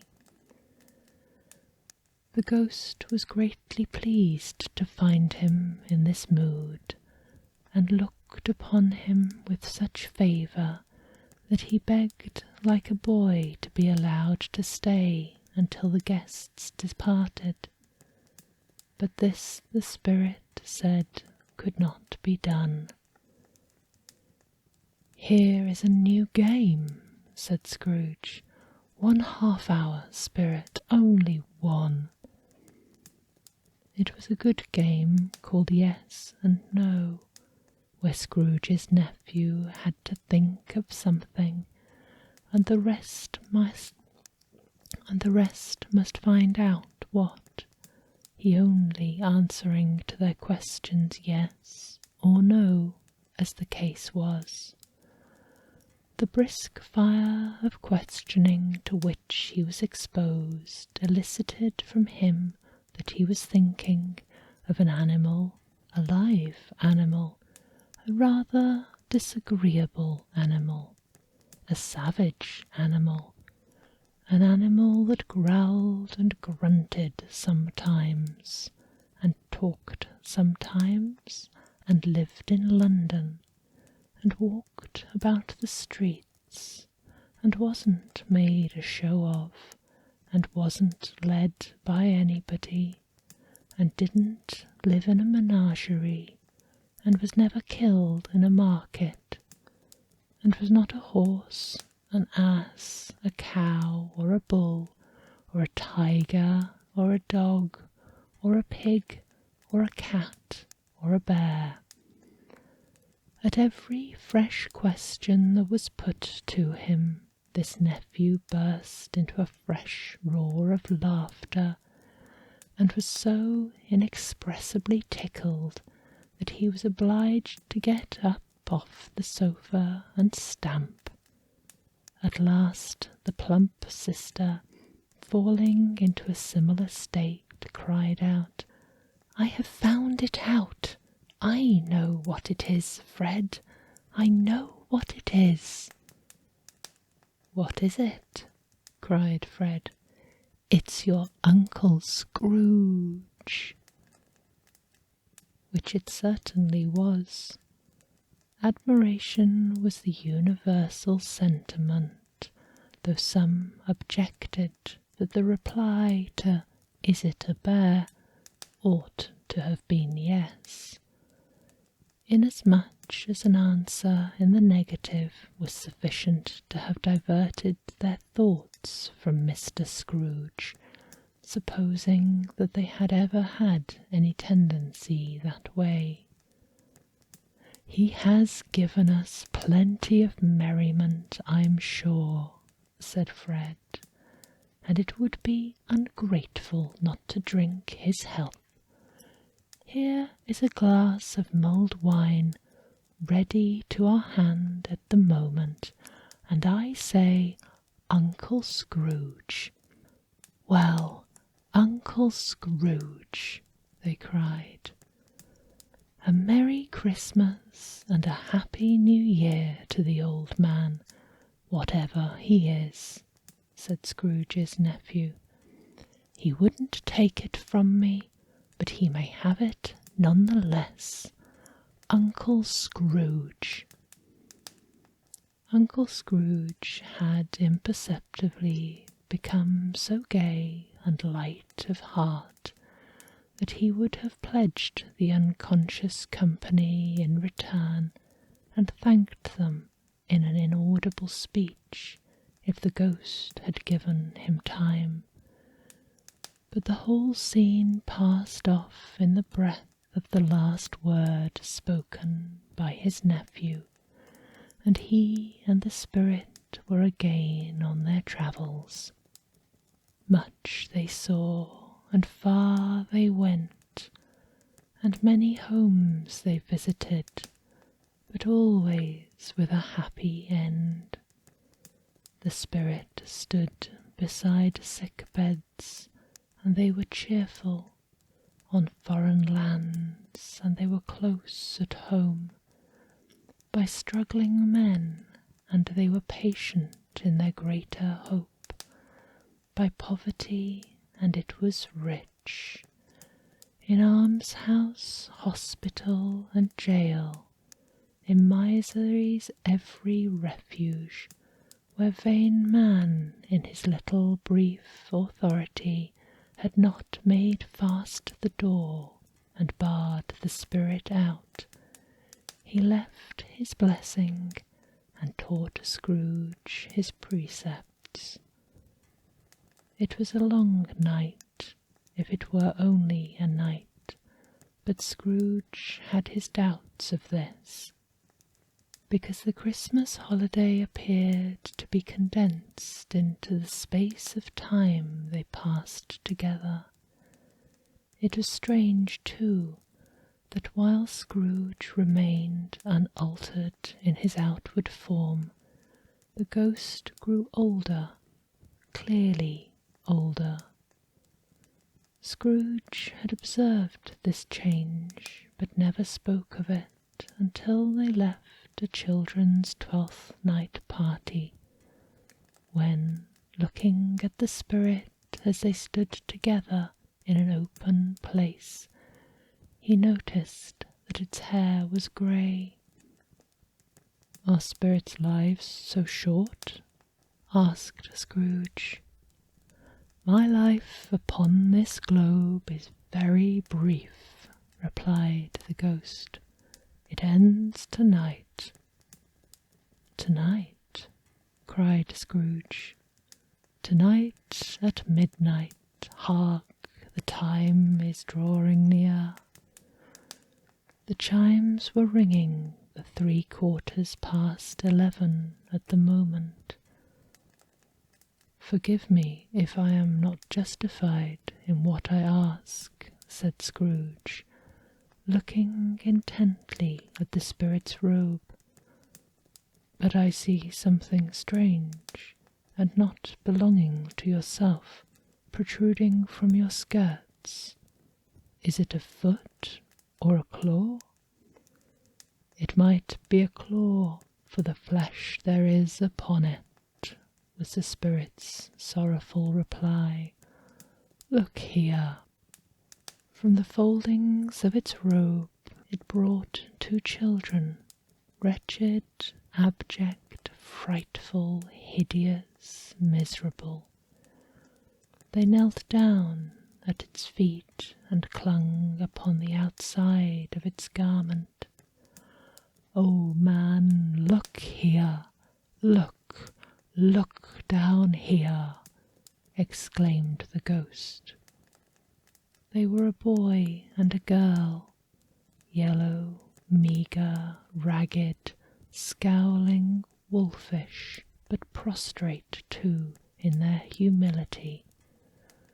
Where graceful youth should have filled their features out and touched them with its freshest tints, a stale and shrivelled hand like that of age had pinched and twisted them and pulled them into shreds.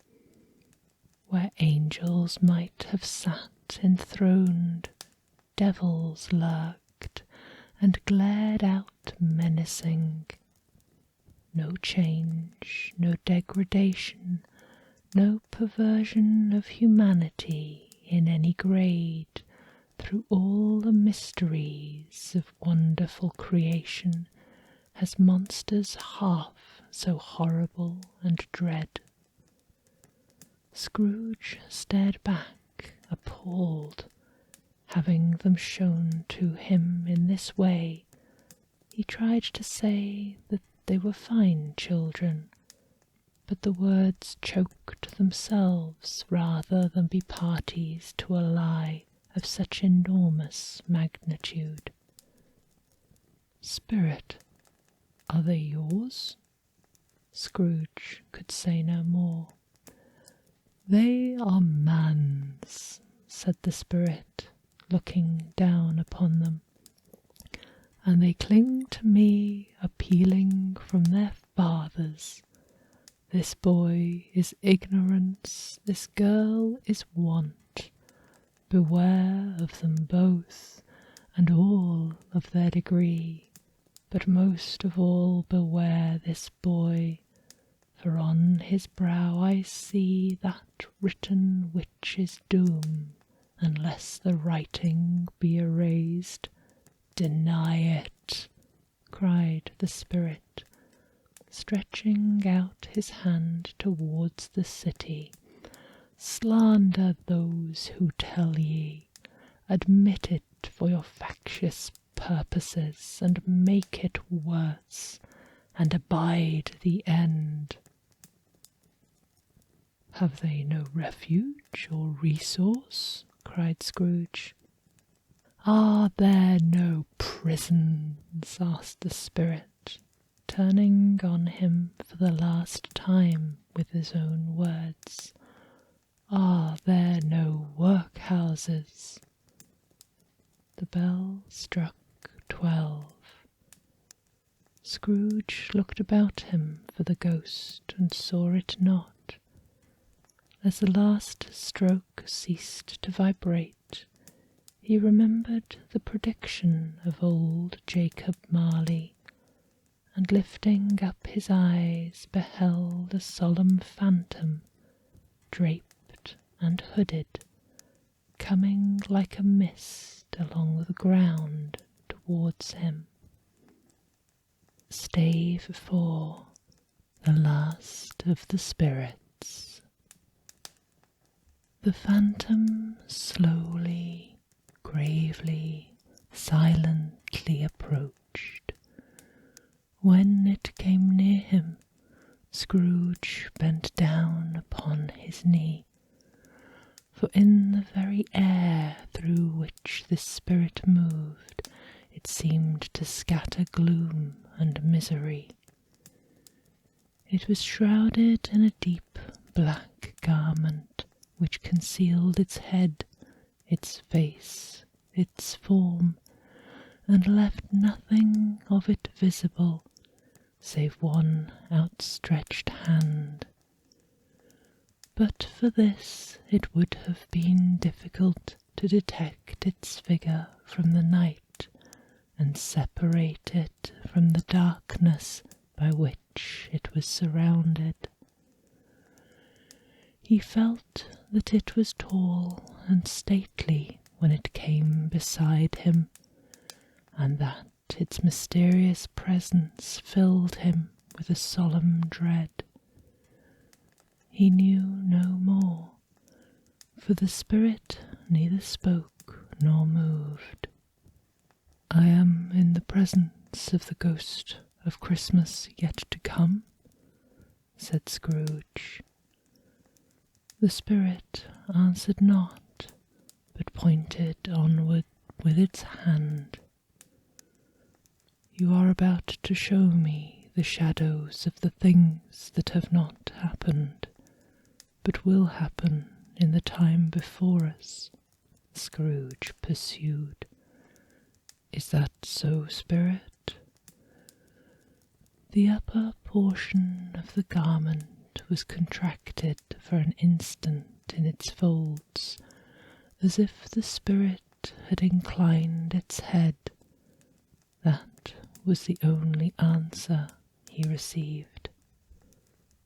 Although well used to ghostly company by this time, Scrooge feared the silent shape so much that his legs trembled beneath him, and he found that he could hardly stand when he prepared to follow it. The spirit paused for a moment as observing his condition, and giving him time to recover. But Scrooge was all the worse for this. It filled him with a vague, uncertain horror to know that behind the dusky shroud there were ghostly eyes intently fixed upon him, while he, though he stretched his own to the utmost, could see nothing but a spectral hand and one great heap of black. "Ghost of the future," he exclaimed, "I fear you more than any spirit I have seen. But as I know your purpose is to do me good, and as I hope to live to be another man from what I was, I am prepared to bear your company, and to do it with a thankful heart. Will you not speak to me?" It gave him no reply. The hand pointed straight before them. "Lead on," said Scrooge, "lead on. The night is waning fast, and it is precious time to me, I know. Lead on, spirit." The phantom moved away as it had come towards him. Scrooge followed in the shadow of its dress, which bore him up, he thought, and carried him along. They scarcely seemed to enter the city, for the city rather seemed to spring up about them and encompass them of its own act. But there they were in the heart of it, on change mongst the merchants who hurried up and down, and crinkled the money in their pockets, and conversed in groups, and looked at their watches, and trifled thoughtfully with their great gold seals, and so forth, as Scrooge had seen them often. The spirit stopped beside one little knot of businessmen. Observing that the hand was pointed to them, Scrooge advanced to listen to their talk. "No," said a great fat man with a monstrous chin. "I don't know much about it either way. I only know he's dead." "When did he die?" inquired another. "Last night, I believe." "Why, what was the matter with him?" asked a third, taking a vast quantity of snuff out of a very large snuff-box. "I thought he'd never die." "God knows," said the first with a yawn. "What has he done with his money?" asked a red-faced gentleman with a pendulous excretion on the end of his nose that shook like the gills of a turkey-cock.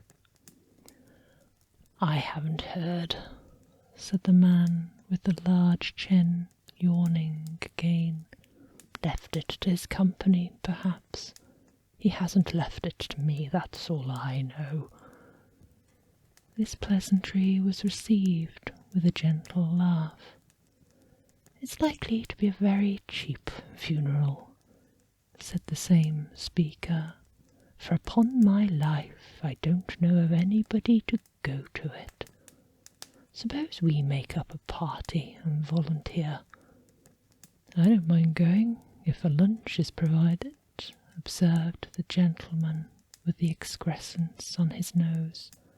"But I must be fed if I make one." Another laugh. "Well, I am the most disinterested among you after all," said the first speaker, "for I never wear black gloves, and I never eat lunch, but I'll offer to go if anybody else will.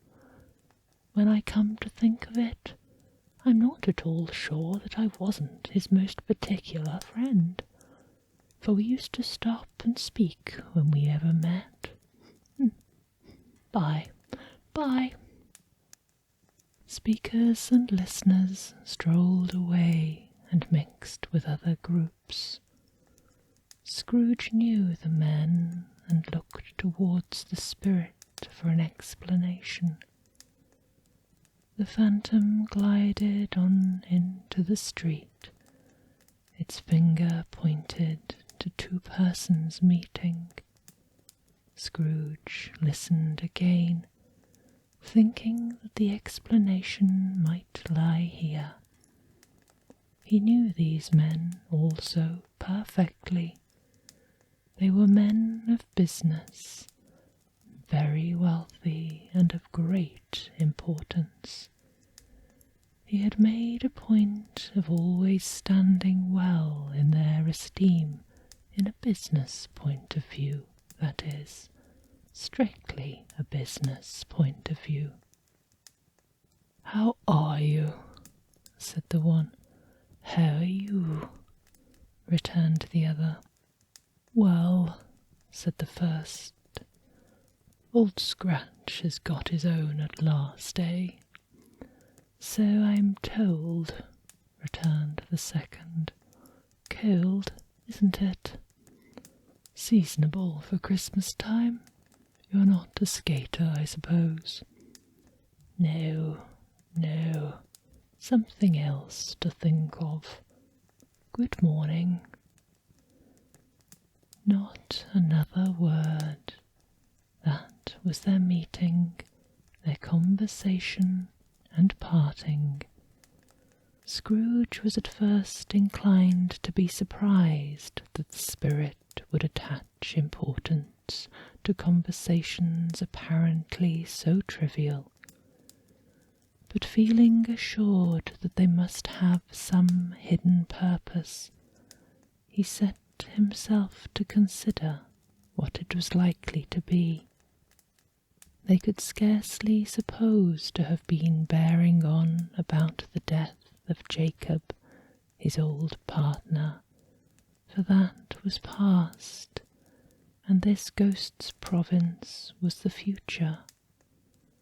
Nor could he think of any one immediately connected with himself to whom he could apply them, but nothing doubting that, to whomsoever they applied, they had some latent moral for his own improvement. He resolved to treasure upon every word he heard, and everything he saw, and especially to observe the shadow of himself when it appeared, for he had an expectation that the conduct of his future self would give him the clue he missed, and would render the solution of these riddles easy. He looked about in that very place for his own image, but another man stood in his accustomed corner, and though the clock pointed to his usual time of day for being there, he saw no likeness of himself among the multitudes that poured in through the porch. It gave him little surprise, however, for he had been revolving in his mind a change of life, and thought and hoped that he saw his new-born resolutions carried out in this.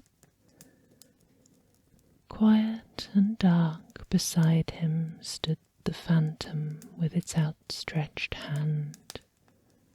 When he roused himself from his thoughtful quest, he fancied from the turn of the hand and its situation in reference to himself that the unseen eyes were looking at him keenly. It made him shudder and feel very cold. They left the busy scene and went into an obscure part of town, where Scrooge had never penetrated before, although he recognized its situation and its bad repute. The ways were foul and narrow, the shop and houses wretched, the people half naked, drunken, slipshod, ugly, alleyways and arches like so many cesspools disgorged their offences of smell and dirt and life upon the straggling streets, and the whole quarter reeked with crime, with filth, with misery. Far in this den of infamous resort there was a low-browed, beetling shop below a penthouse roof, where iron old rags, bottles, bones, and greasy offal were bought. Upon the floor within were piled up heaps of rusty keys, nails, chains, hinges, files, scales, weights, and refuse iron of all kinds. Secrets that few would like to scrutinize were bred and hidden in mountains of unseemly rags, masses of corrupted fat, and sepulchres of bones. Sitting in among the wares he dealt in, by a charcoal stove made of old bricks, was a grey-haired rascal, nearly 70 years of age, who had screened himself from the cold air without by a frowsy curtaining of miscellaneous tatters hung upon a line, and smoked his pipe in all the luxury of calm retirement. Scrooge and the Phantom came into the presence of this man, just as a woman with a heavy bundle slunk into the shop. But she had scarcely entered when another woman, similarly laden, came in too, and she was closely followed by a man in faded black, who was no less startled by the sight of them than they had been on the recognition of each other.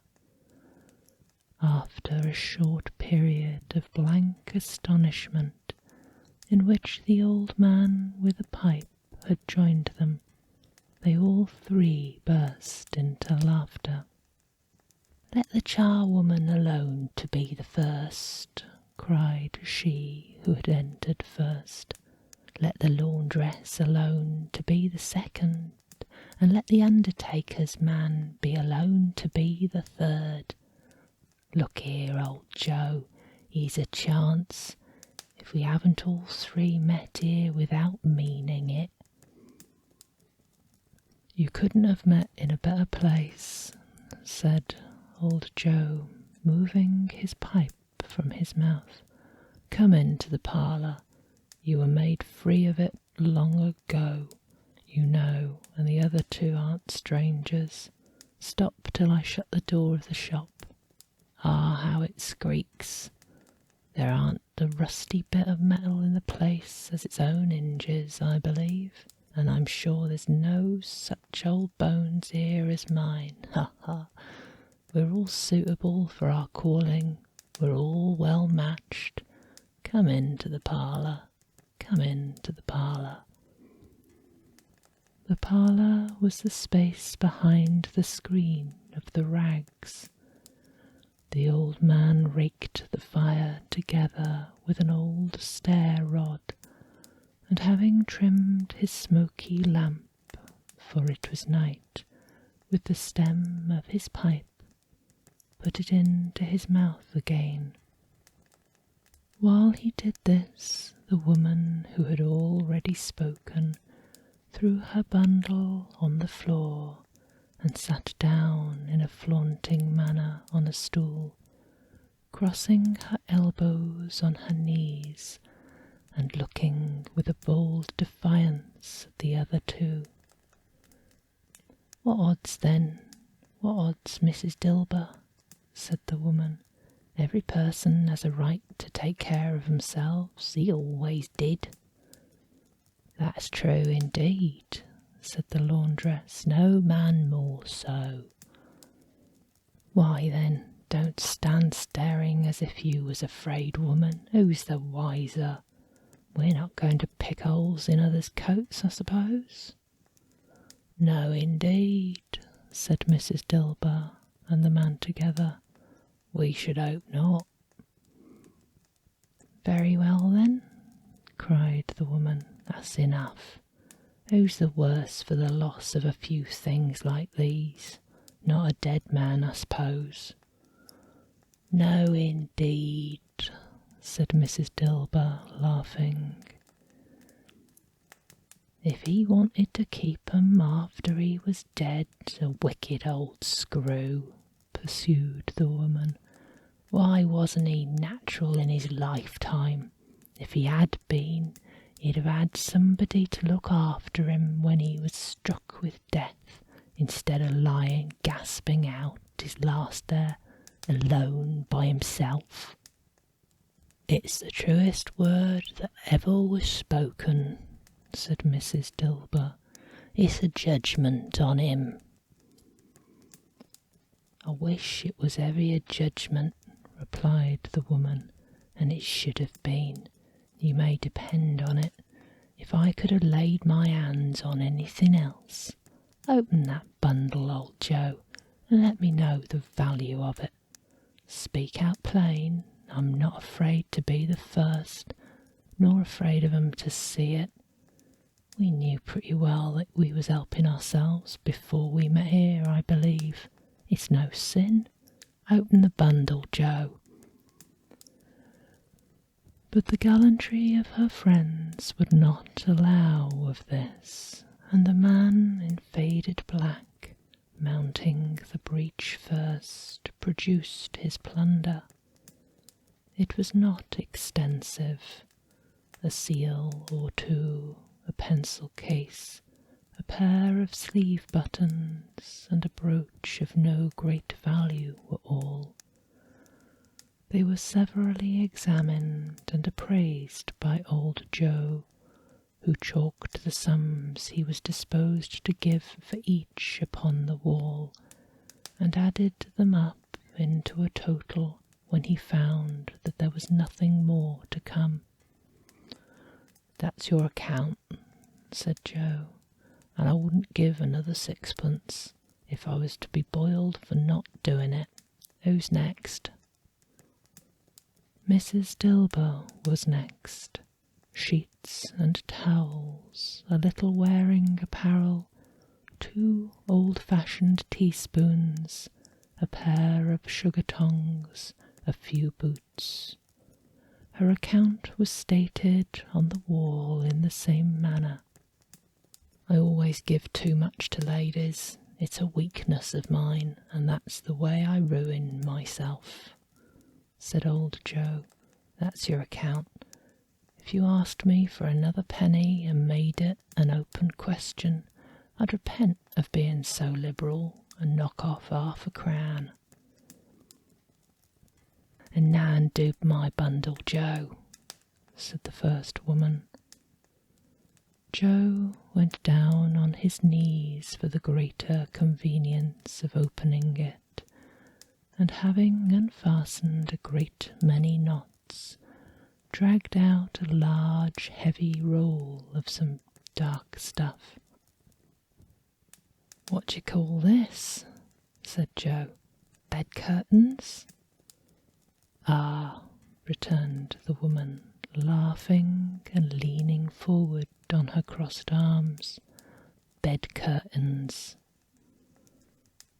"You don't mean to say you took 'em down, rings and all, with him lying there?" said Joe. "Yes, I do," replied the woman. "Why not?" "You were born to make your fortune," said Joe, "and you'll certainly do it. I certainly shan't hold my hand when I can get anything in it by reaching it out for the sake of such an old man as he was. I promise you, Joe, returned the woman coolly. Don't drop that oil upon the blankets now. His blankets? Asked Joe. Who else's do you think? Replied the woman. He isn't likely to take cold without 'em, I dare say. I hope he didn't die of anything catching, eh? Said old Joe, stopping his work and looking up. Don't you be afraid of that, returned the woman. I ain't so fond of his company that I'd loiter about him for such things if he did. Ah, you may look through that shirt till your eyes ache, but you won't find a hole in it, nor a threadbare place. It's the best he had, and a fine one too. They'd have wasted it if it hadn't been for me. What do you call wasting of it? Asked old Joe. Putting it on him to be buried in, to be sure, replied the woman with a laugh. Somebody was fool enough to do it, but I took it off again. If calico ain't good enough for such a purpose, it isn't good enough for anything. It's quite as becoming to the body. He can't look uglier than he did in that one.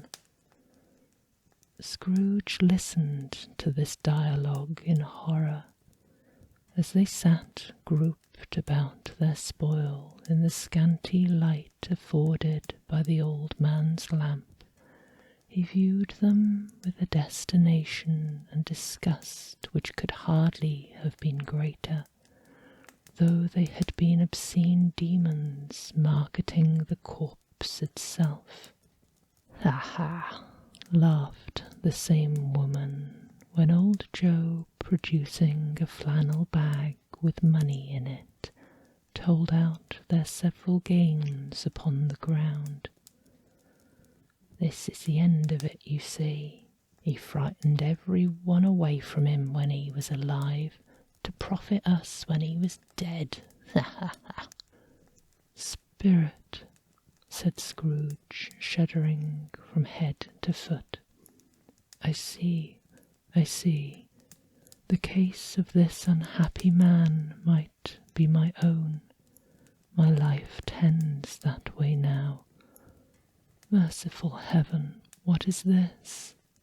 He recoiled in terror, for the scene had changed, and now he almost touched a bed, a bare, uncurtained bed, on which, beneath the ragged sheet, there lay a something covered up, which, though it was dumb, announced itself in awful language. The room was very dark, too dark to be observed with any accuracy, though Scrooge glanced round it in obedience to a secret impulse, anxious to know what kind of room it was. A pale light rising in the outer air fell straight upon the bed, and on it, plundered and bereft, unwatched, unwept, uncared for, was the body of this man. Scrooge glanced towards the phantom. Its steady hand pointed to the head. The cover was so carelessly adjusted that the slightest raising of it, the motion of a finger upon Scrooge's part, would have disclosed the face. He thought of it, felt how easy it would be to do, and longed to do it, but he had no more power to withdraw the veil than to dismiss the spectre at his side. O cold, cold, rigid, dreadful death, set upon thine altar here, and dress it with such terrors as thou hast at thy command, for this is thy dominion. But of the loved, revered, and honoured head, thou canst not turn one hair to thy dread purposes, or make one feature odious. It is not that the hand is heavy and will fall down when released. It is not that the heart and pulse are still, but that the hand was open, generous and true, the heart brave, warm and tender, and the pulse a man's. Strike, shadow, strike, and see his good deeds springing from the wound to sorrow the world with life immortal. No voice pronounced these words in Scrooge's ears, and yet he heard them when he looked upon the bed. He thought if this man could be raised up now, what would be his foremost thoughts? Avarice, hard dealing, griping cares. They have brought him to a rich end truly. He lay in the dark, empty house, with not a man, woman, or child to say he was kind to me in this or that, and for the memory of one kind word I will be kind to him. A cat was tearing at the door, and there was a sound of gnawing rats beneath the hearthstone. What they wanted in the room of death, and why they were so restless and disturbed, Scrooge did not dare to think. "Spirit," he said, "this is a fearful place. In leaving it, I shall not leave its lesson. Trust me. Let's go." Still the ghost pointed with an unmovable finger to the head. "I understand you," Scrooge returned, "and I would do it if I could. But I have not the power, Spirit. I have not the power." Again it seemed to look upon them. "If there is any person in this town who feels emotion caused by this man's death," said Scrooge, agonized, "show that person to me, Spirit. I beseech you." The phantom spread its dark robe before him for a moment like a wing, and withdrawing it revealed a room by daylight where a mother and her children were. She was expecting someone, and with anxious eagerness, for she walked up and down the room, started at every sound, looked out from the window, glanced at the clock, tried but in vain to work with her needle, and could hardly bear the voices of her children in their play. At length the long-expected knock was heard. She hurried to the door and met her husband, a man whose face was careworn and depressed, though he was young. There was a remarkable expression in it now, a kind of serious delight of which he felt ashamed and which he struggled to repress. He sat down to the dinner that had been hoarding for him by the fire, and when she asked him faintly what news, which was not until after a long silence, he appeared embarrassed how to answer. "Is it good," she said, "or bad?" to help him. "Bad." "Are we quite ruined?" "No, there is hope yet, Caroline. If he relents, she said, amazed, there is. Nothing is past hope if such a miracle has happened. He is past relenting, said her husband. He is dead.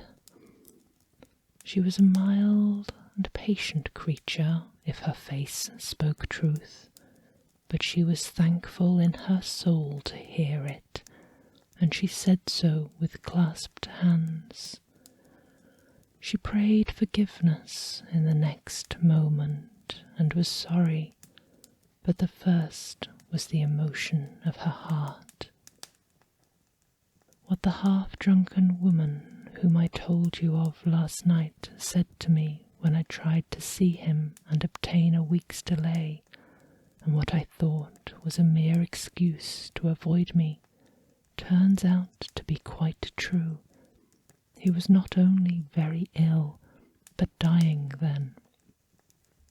To whom will our debts be transferred? I don't know, but before that time we shall be ready with the money, and even though we were not, it would have been bad fortune indeed to find so merciless a creditor in his successor. We may sleep tonight with light hearts, Caroline. Yes, soften it as they would, their hearts were lighter. The children's faces, hushed and clustered round to see what they so little understood, were brighter, and it was a happier house for this man's death. The only emotion that the ghost could show him, caused by the event, was one of pleasure. Let me see some tenderness connected with a death, said Scrooge, or that dark chamber spirit which we just left now will for ever be present to me. The spirit conducted him through several streets familiar to his feet, and as they went along, Scrooge looked here and there to find himself, but nowhere was he to be seen.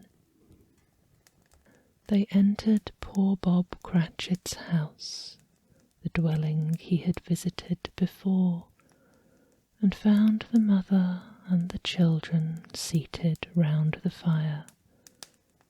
Quiet, very quiet. The noisy little Cratchits were still as statues in one corner, and sat looking up at Peter, who had a book before him. The mother and her daughters were engaged in sewing, but surely they were very quiet.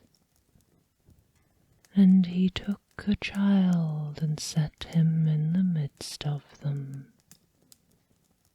Where had Scrooge heard those words? He had not dreamed them. The boy must have read them out as he and the spirit crossed the threshold. Why did he not go on? The mother laid her work upon the table and put her hand up to her face. "The colour hurts my eyes," she said. "The colour? Ah, poor Tiny Tim." "They're better now and again," said Cratchit's wife. "It makes them weak by candlelight, and I wouldn't show weak eyes to your father when he comes home for the world. It must be near his time." "Past it, rather," Peter answered, shutting up his book. "But I think he was walking a little slower than he used these last few evenings, Mother." They were very quiet again. At last she said, and in a steady, cheerful voice that only faltered once, "I have known him walk with Tiny Tim upon his shoulder very fast indeed. "And so have I," cried Peter, "often." "And so have I," exclaimed another, and so had all. "But he was very light to carry," she resumed, intent upon her work, "and his father loved him so, and that was no trouble, no trouble. And there is your father at the door." She hurried out to meet him, and little Bob in his comforter, he had need of it, poor fellow, came in. His tea was ready for him on the hob, and they all tried who should help him to it most. Then the two young Cratchits got upon his knees, and laid each child a little kiss upon his face, as they said, "Don't mind it, father, don't be grieved." Bob was very cheerful with him, and spoke pleasantly to all the family. He looked up at the work upon the table, and praised the industry and speed of Mrs. Cratchit and the girls. They would be done long before Sunday, he said.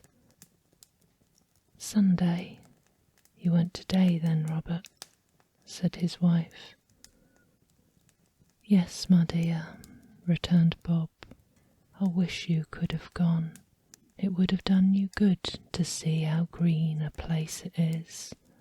But you'll see it often. I promised him that I would walk there on a Sunday." "My little child," cried Bob. "My little child." He broke down all at once. He couldn't help it. If he could have helped it, he and his child would have been further apart, perhaps, than they were. He left the room and went upstairs to the room above, which was lighted cheerfully and hung with Christmas. There was a chair set close beside the child, and there were signs of someone having been there lately. Poor Bob sat down on it, and when he had thought a little and composed himself, he kissed the little face. He was reconciled to what had happened, and went down again quite happy. They drew up about the fire and talked, and the girls and mother still worked. Bob told them of an extraordinary kindness of Mr. Scrooge's nephew, whom he had scarcely seen but once, and who, meeting him in the street that day, and seeing he looked a little, "just a little down, you know," said Bob, inquired what had happened to distress him. "On which," said Bob, "for he is the pleasantest spoken gentleman you ever heard, I told him, 'I am heartily sorry for it, Mr. Cratchit,' he said, 'and heartily sorry for your good wife.'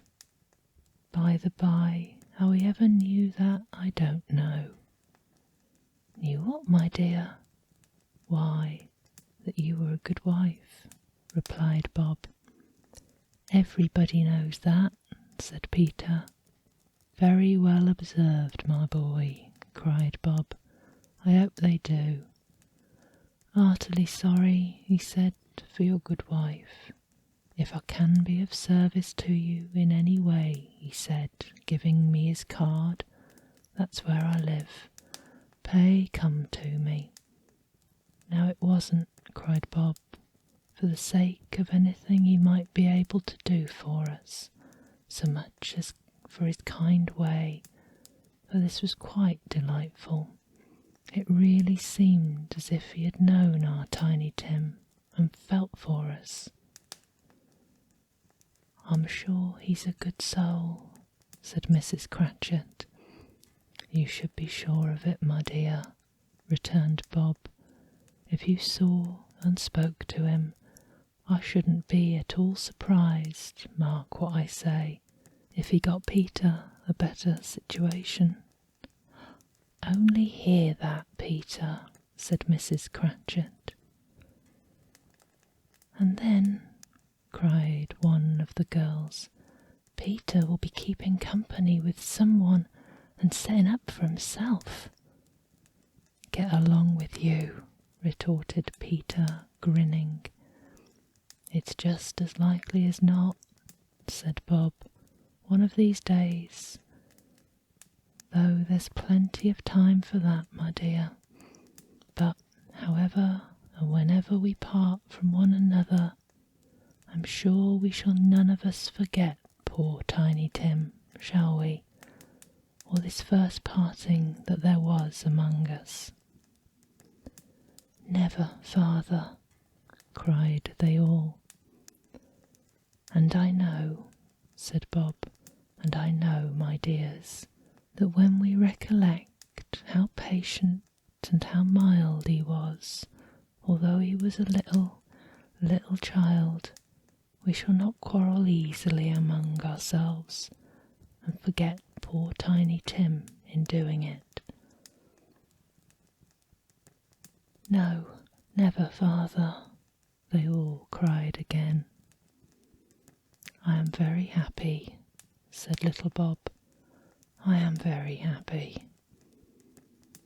Mrs. Cratchit kissed him, and his daughters kissed him.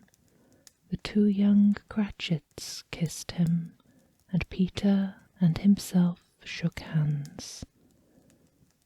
Spirit of Tiny Tim, thy childish essence was from God. Spectre, said Scrooge, something informs me that our parting moment is at hand. I know it, but I know not how. Tell me what man that was whom we saw lying dead. The ghost of Christmas yet to come conveyed him as before, though at a different time he thought. Indeed, there seemed no order in these latter visions, save that they were in the future, into the resorts of business men, but showed him not himself. Indeed, the spirit did not stay for anything, but went straight on, as to the end just now desired, until besought by Scrooge to tarry for a moment. This court, said Scrooge, through which we hurry now, is where my place of occupation is, and has been for a length of time. I see the house.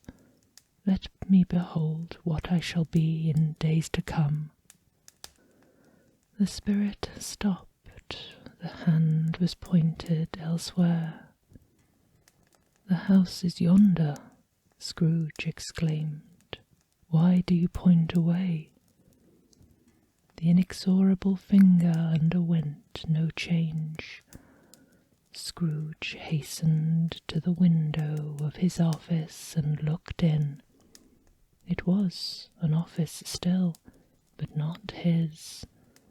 The furniture was not the same, and the figure in the chair was not himself.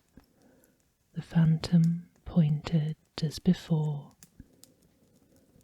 He joined it once again, and wondering why and whither he had gone, accompanied it until they reached an iron gate.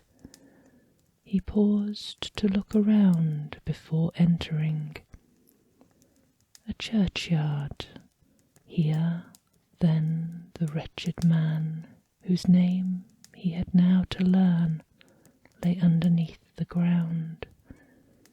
It was a worthy place, walled in by houses, overrun by grass and weeds, the growth of vegetation's death, not life, choked up with too much burying, fat with repleted appetite, a worthy place. The spirit stood among the graves and pointed down to one. He advanced towards it, trembling. The spirit was exactly as it had been, but he dreaded that he saw new meaning in its solemn shape. "Before I draw nearer to that stone to which you point," said Scrooge, "answer me one question. Are these shadows of things that will be, or are they shadows that may be only?" Still the ghost pointed downward to the grave by which it stood. "Men's courses will foreshadow certain ends, to which, if persevered in, they must lead," said Scrooge. "But if the courses be departed from, the ends will change. Say it is thus with what you show me." The spirit was immovable as ever. Scrooge crept towards it, trembling as he went, and followed the finger, read upon the headstone of the neglected grave his own name, Ebenezer Scrooge. "Am I the man who lay upon the bed?" he cried upon his knees. The finger pointed from the grave to him and back again. "Oh no, spirit, oh no, no!" The finger still was there. "Spirit," he cried, tight clutching at his robe, "hear me. I am not the man I was. I will not be the man I must have been but for this intercourse.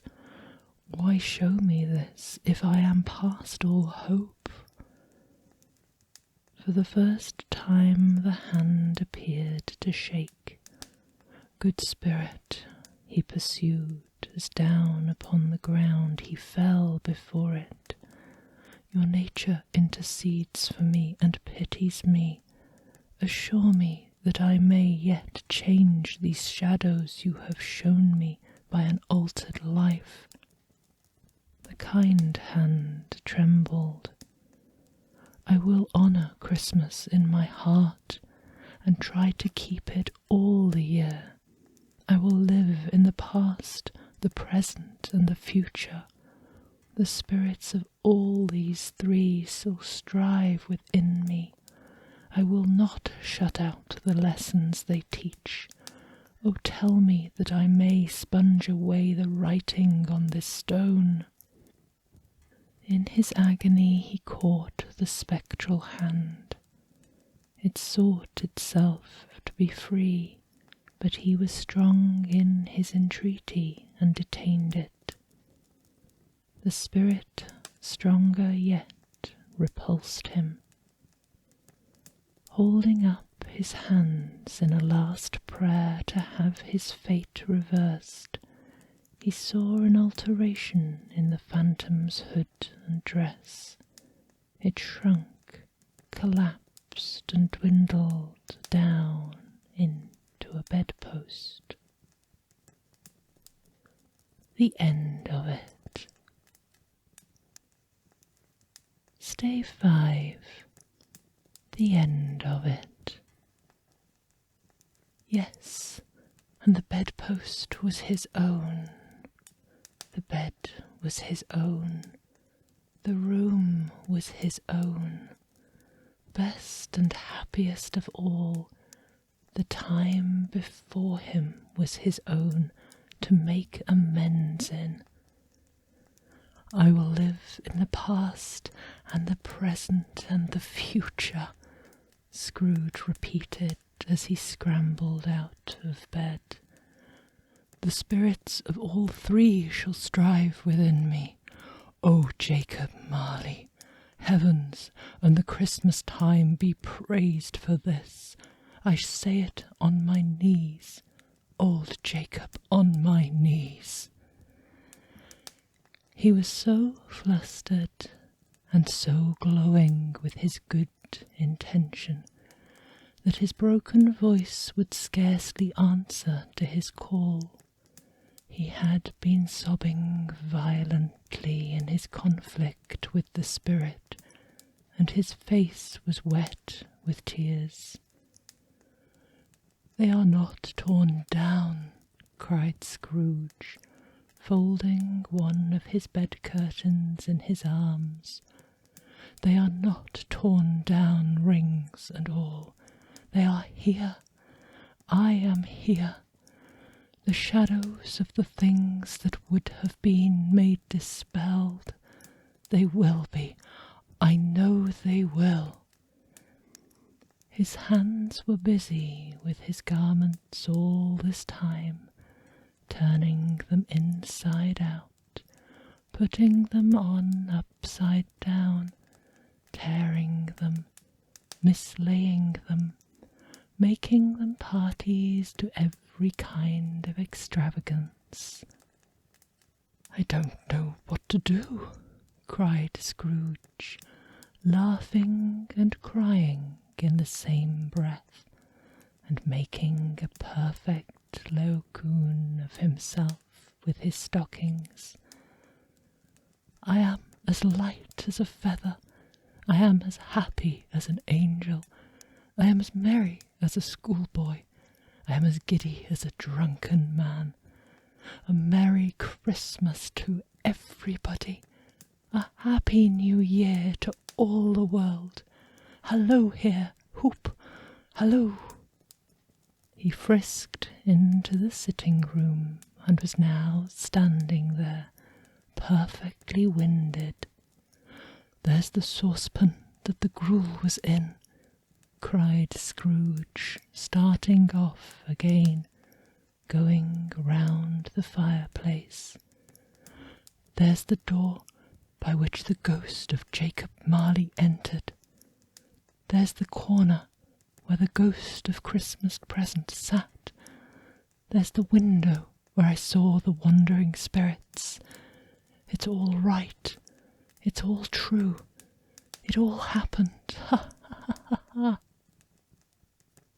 Really, for a man who had been out of practice for many years, it was a splendid laugh, a most illustrious laugh, the father of a long, long line of brilliant laughs. "I don't know what day of the month it is," said Scrooge. "I don't know how long I have been among the spirits. I don't know anything. I'm quite a baby. Never mind, I don't care. I'd rather be a baby. Hallo hoop, hallo here." He was checked in his transports by the churches ringing out the lustiest peals he had ever heard. Clash, clash, hammer, ding, dong, bell, bell, dong, ding, hammer, clash, clash. Oh, glorious, glorious. Running to the window, he opened it and put out his head. No fog, no mist, clear, bright, jovial, stirring cold, cold piping for the blood to dance to, golden sunlight, heavy sky, sweet, fresh air, merry bells. Oh, glorious, glorious. "What's today?" cried Scrooge, calling downward to a boy in Sunday clothes, who perhaps had loitered in to look about him. "Eh?" returned the boy, with all his might of wonder. "What's to-day, my dear fine fellow?" cried Scrooge. "To-day?" replied the boy. "Why, it's Christmas Day." "It's Christmas Day," said Scrooge to himself. "I haven't missed it. The spirits have done it all in one night. They can do anything they like. Of course they can. Of course they can. Hello, my fine fellow." "Hello," returned the boy. "Do you know the poulterers in the next street but one, at the corner?" Scrooge inquired. "I should hope I did," replied the lad. "An intelligent boy," said Scrooge. "A remarkable boy. Do you know whether they've sold the prize turkey that was hanging up there? Not the little prize turkey, the big one." "What, the one as big as me?" returned the boy. "What a delightful boy," said Scrooge. "It's a pleasure to talk to him. Yes, my boy." "It's hanging there now," replied the boy. "Is it?" said Scrooge. "Go and buy it." "What?" exclaimed the boy. "No, no," said Scrooge. "I'm in earnest. Go and buy it, and tell 'em to bring it here, that I may give them the directions where to take it. Come back with the man, and I'll give you a shilling. Come back with him in less than 5 minutes, and I'll give you 1/2 crown." The boy was off like a shot. He must have had a steady hand at a trigger who could have shot off half as fast. "I'll send it to Bob Cratchit's," whispered Scrooge, rubbing his hands and splitting with a laugh. "He shan't know who sends it. It's twice the size of Tiny Tim. Joe Miller never made such a joke as sending it to Bob's will be." The hand in which he wrote the address was not a steady one, but write it he did somehow, and went downstairs to open the street door, ready for the coming of the poulterer's man. As he stood there, awaiting his arrival, the knocker caught his eye. "I shall love it as long as I live," cried Scrooge, patting it with his hand. "I scarcely ever looked at it before.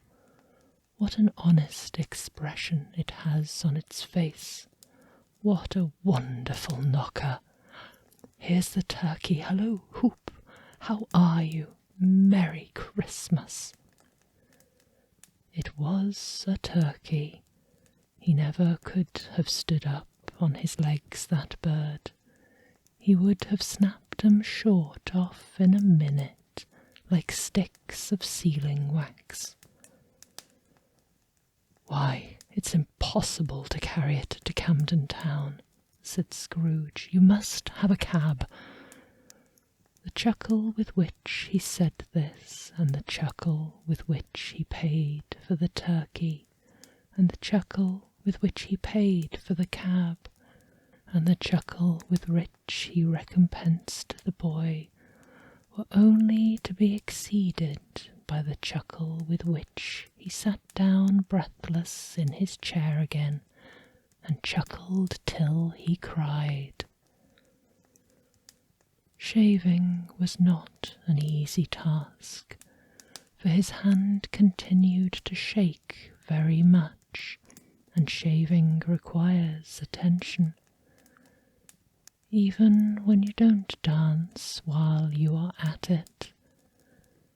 But if he had cut the end of his nose off, he would have put a piece of sticking plaster over it and been quite satisfied.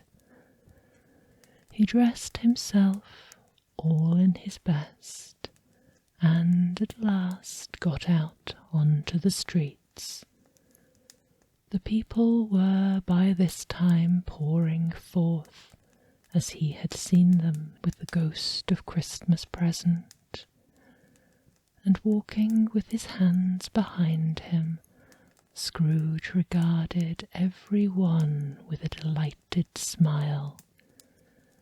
He looked so irresistibly pleasant, in a word, that 3 or 4 good-humoured fellows said, "Good morning, sir, a Merry Christmas to you." And Scrooge said often afterwards that of all the blithe sounds he had ever heard, those were the blithest in his ears. He had not gone far, when coming on towards him, he held the portly gentleman who had walked into his counting-house the day before, and said, "Scrooge and Marley's, I believe?" It sent a pang across his heart to think how this old gentleman would look upon him when they met. But he knew what path lay straight before him, and he took it. "My dear sir," said Scrooge, quickening his pace, and taking the old gentleman by both his hands, "how do you do? I hope you succeeded yesterday. It was very kind of you. A Merry Christmas to you, sir." "Mr. Scrooge?" "Yes," said Scrooge, "that is my name, and I fear it may not be pleasant to you. Allow me to ask your pardon, and will you have the goodness—" Here Scrooge whispered in his ear. "Lord bless me!" cried the gentleman, as if his breath had been taken away. "My dear Mr. Scrooge, are you serious?" "If you please," said Scrooge, "not a farthing less. A great many back payments are included in it, I assure you. Will you do me that favour?" "I will," cried the old gentleman, and it was clear he meant to do it. "Thank ye," said Scrooge. "I am much obliged to you. I thank you 50 times. Bless you." He went to church and walked about the streets, and watched the people hurrying to and fro, and patted the children on the head, and questioned beggars, and looked down into kitchens of houses, and up to the windows, and found that everything could yield him pleasure. He had never dreamed that any walk, that anything, could give him so much happiness. In the afternoon he turned his steps towards his nephew's house. He passed the door a dozen times before he had the courage to go up and knock, but he made a dash and did it. "Is your master at home, my dear?" said Scrooge to the girl. "Nice girl, very." "Yes, sir." "Where is he, my love?" said Scrooge. "He's in the dining-room, sir, along with the mistress. I'll show you upstairs, if you please." "Thank ye, he knows me," said Scrooge, with his hand already on the dining-room lock. "I'll go in here, my dear." He turned it gently and sidled his face around the door, where they were looking at the table, which was spread out in great array. For these young housekeepers are always nervous on such points, and like to see that everything is right. "Fred," said Scrooge. dear hearts alive, how his niece by marriage started. Scrooge had forgotten for the moment about her sitting in the corner with the footstool, or he wouldn't have done it on any account. "Why, bless my soul!" cried Fred. "Who's that?" "'Tis I, your Uncle Scrooge. I have come for dinner. Will you let me in, Fred?" Let him in. It is a mercy he didn't shake his arm off. He was at home in 5 minutes. Nothing could be heartier. His niece looked just the same. So did Topper when he came in. So did the plump sister when she came. So did everyone else when they came. Wonderful party, wonderful games, wonderful unanimity, wonderful happiness. But he was early at the office the next morning. Oh, he was early there. If he could only be there first and catch Bob Cratchit coming late, that was the thing he had set his heart upon. And he did it. Yes, he did. The clock struck 9. No Bob. 1:15. No Bob. He was full 18 minutes and a half behind his time. Scrooge sat with his door wide open that he might see him come into his tank.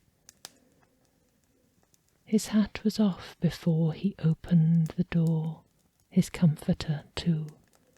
He was on his stool in a jiffy, driving away with his pen as if he were trying to overtake 9 o'clock.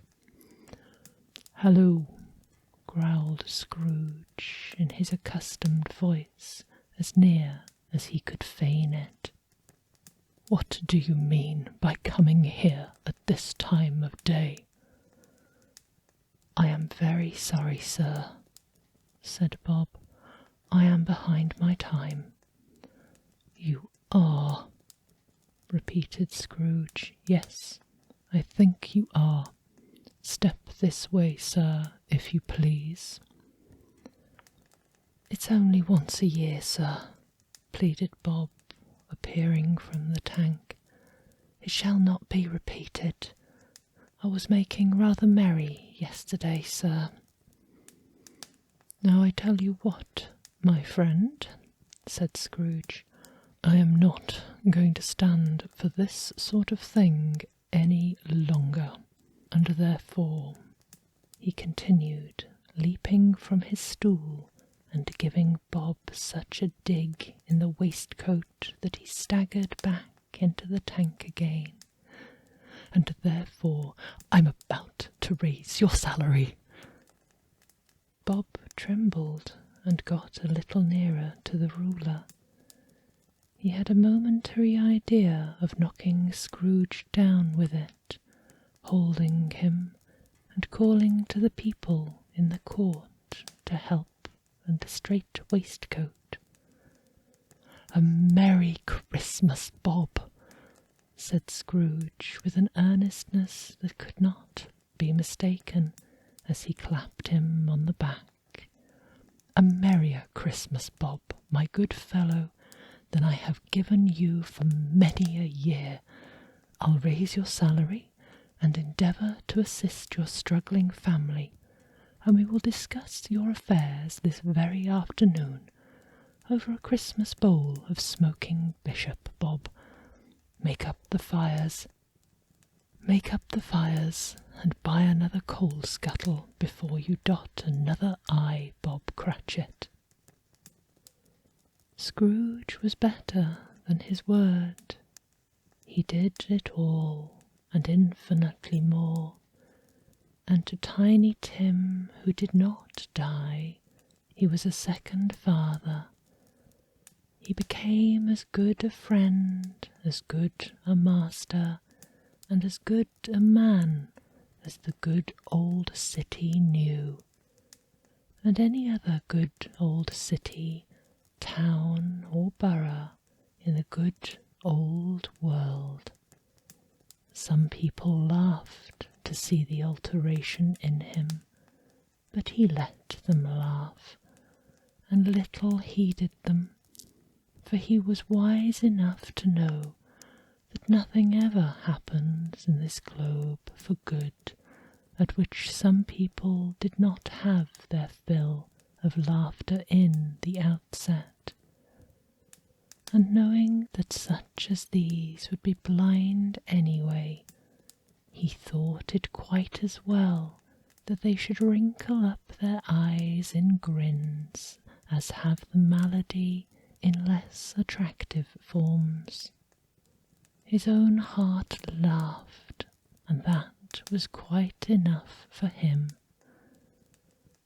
He had no further intercourse with spirits, but lived upon the total abstinence principle ever after, and it was always said of him that he knew how to keep Christmas well, if any man alive possessed the knowledge.